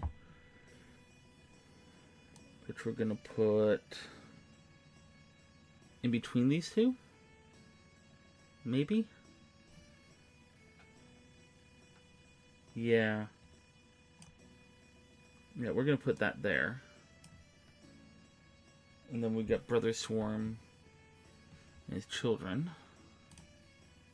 So, Hergstag, Brother Swarm, and his children, which will be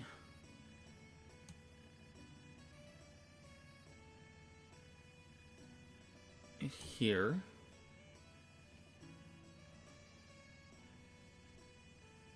The Rotting Scarecrow.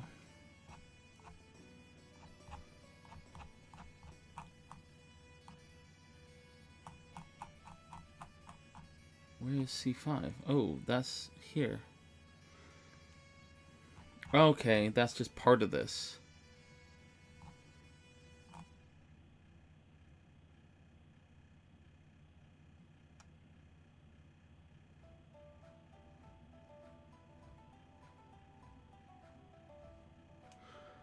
Okay, so it's when they first. So we're gonna go here.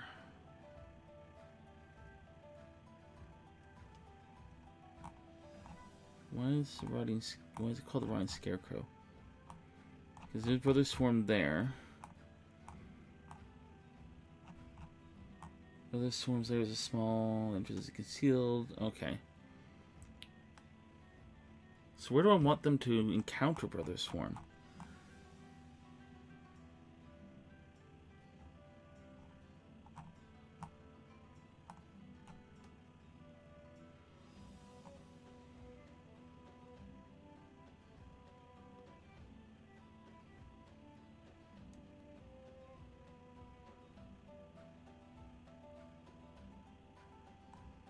Okay.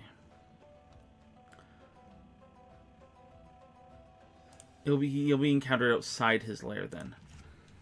Hergstag C5. So the lair will be here.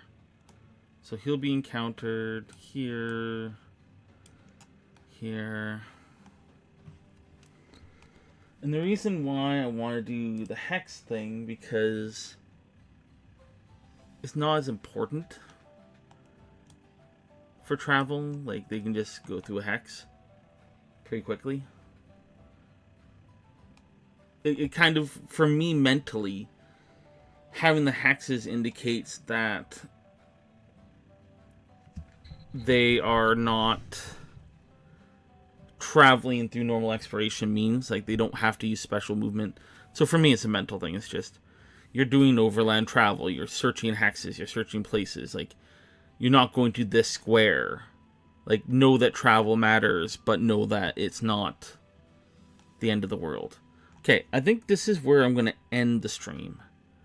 I need to go to the bathroom anyways. And I've only got 20 minutes left that I intend on streaming. But I got done something that's been taking me weeks to finish. So I'm kind of happy that I got as far as I did. I think, what, am I streaming this tomorrow? Am I doing this again tomorrow? Let's check my stream. Tomorrow is Friday? Holy, it's Friday. No, so I'm not doing this Friday. So I'll be back. So the days I'm going to actually do this type of thing, where I jump up on stream and work on my campaign. The only time I'm going to work on my campaign moving forward is going to be on my stream days. So from now on, all my campaign design stuff and what I'm doing is going to be done on stream. I have some of my players who are in my channel right now, which I absolutely appreciate them supporting me, and I really do hope that they're not ruining the story for themselves, though.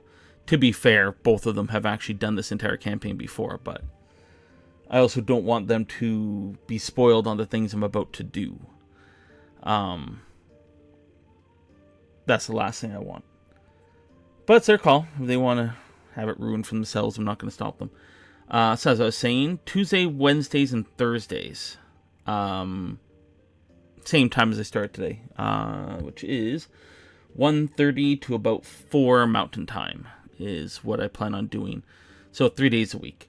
I'm going to work on the campaign, and I think I'll make decent progress if I commit to this. But this is what I want my stream to be. I want my stream to be Pathfinder. I want my stream to be RPGs. I want my stream to be this stuff. I know the only games I'm playing right now are sci-fi games, because let's be honest, sci-fi games are fun, but I want to do more in regards to fantasy-related things.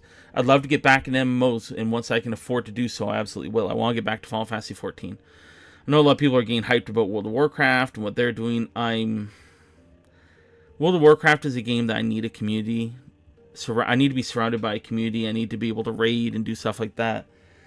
And as much as my former group are those types of people, they were a little bit too hit or miss in consistency. And at the time, it made it so I wasn't having fun. They were great people. Absolutely great people. But the inconsistency, I'd be booking time off to play, and people wouldn't be available, and it was really, with everything going on at the time, it was really hindering, and I wasn't enjoying WoW. I wasn't enjoying the story. I wasn't enjoying anything like that. Final Fantasy I enjoy. I can play Final Fantasy solo all day, and whenever I can jump in with people, it's great too. So that's going to be the game I want to get back into one day, but that requires me to be working or pulling income streaming, and I don't think that's going to happen anytime soon. But for anybody who does check out the VODs or check out me live on this and find any of this interesting, feel free to join in on the chat, ask questions, give insight, give ideas. Anything that can help me improve and anything that I can do to help other people improve, the better. I'm not really doing a whole lot of rules stuff at the moment because I haven't gotten to monsters or anything like that. But eventually I'm going to have to start doing some custom work. Actually, that will be next Tuesday, is I have to build a whole bunch of custom monsters. And I just like chatting about Pathfinder. This is something I really, really enjoy. And I would love to get more people to enjoy it as well. Again, I'm not the most creative person. I'm more of a technical person than I am a creative person, which is why I use AI to help me. I'm not selling this stuff, so I don't feel guilty about that. If I were to arrogantly believe that I was capable of actually selling my work,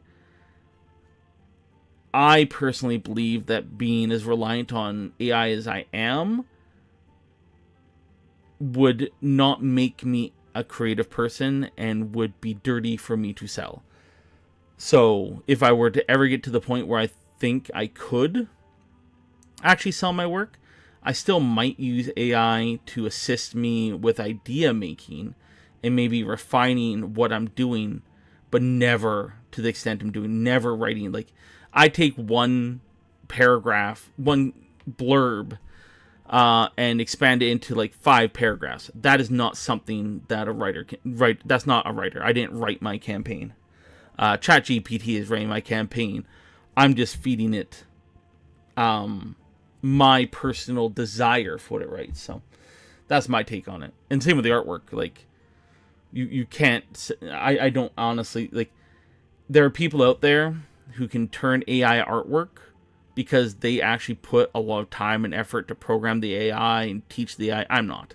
So, but instead of me ranting, which I'm very good at doing, I'm just going to end this. So, again, for anybody watching, thank you very much. For anybody who checks out the VOD at a later time and date, thank you very much as well. This gets posted up on YouTube. Should be up on YouTube almost immediately. So, for everybody wanting to check it out, and any of my players watching this, well, I guess you're ruining the story for yourself. I'm sorry. It sucks. Your choice. But have yourselves a good day. Time to click the buttons to end it all.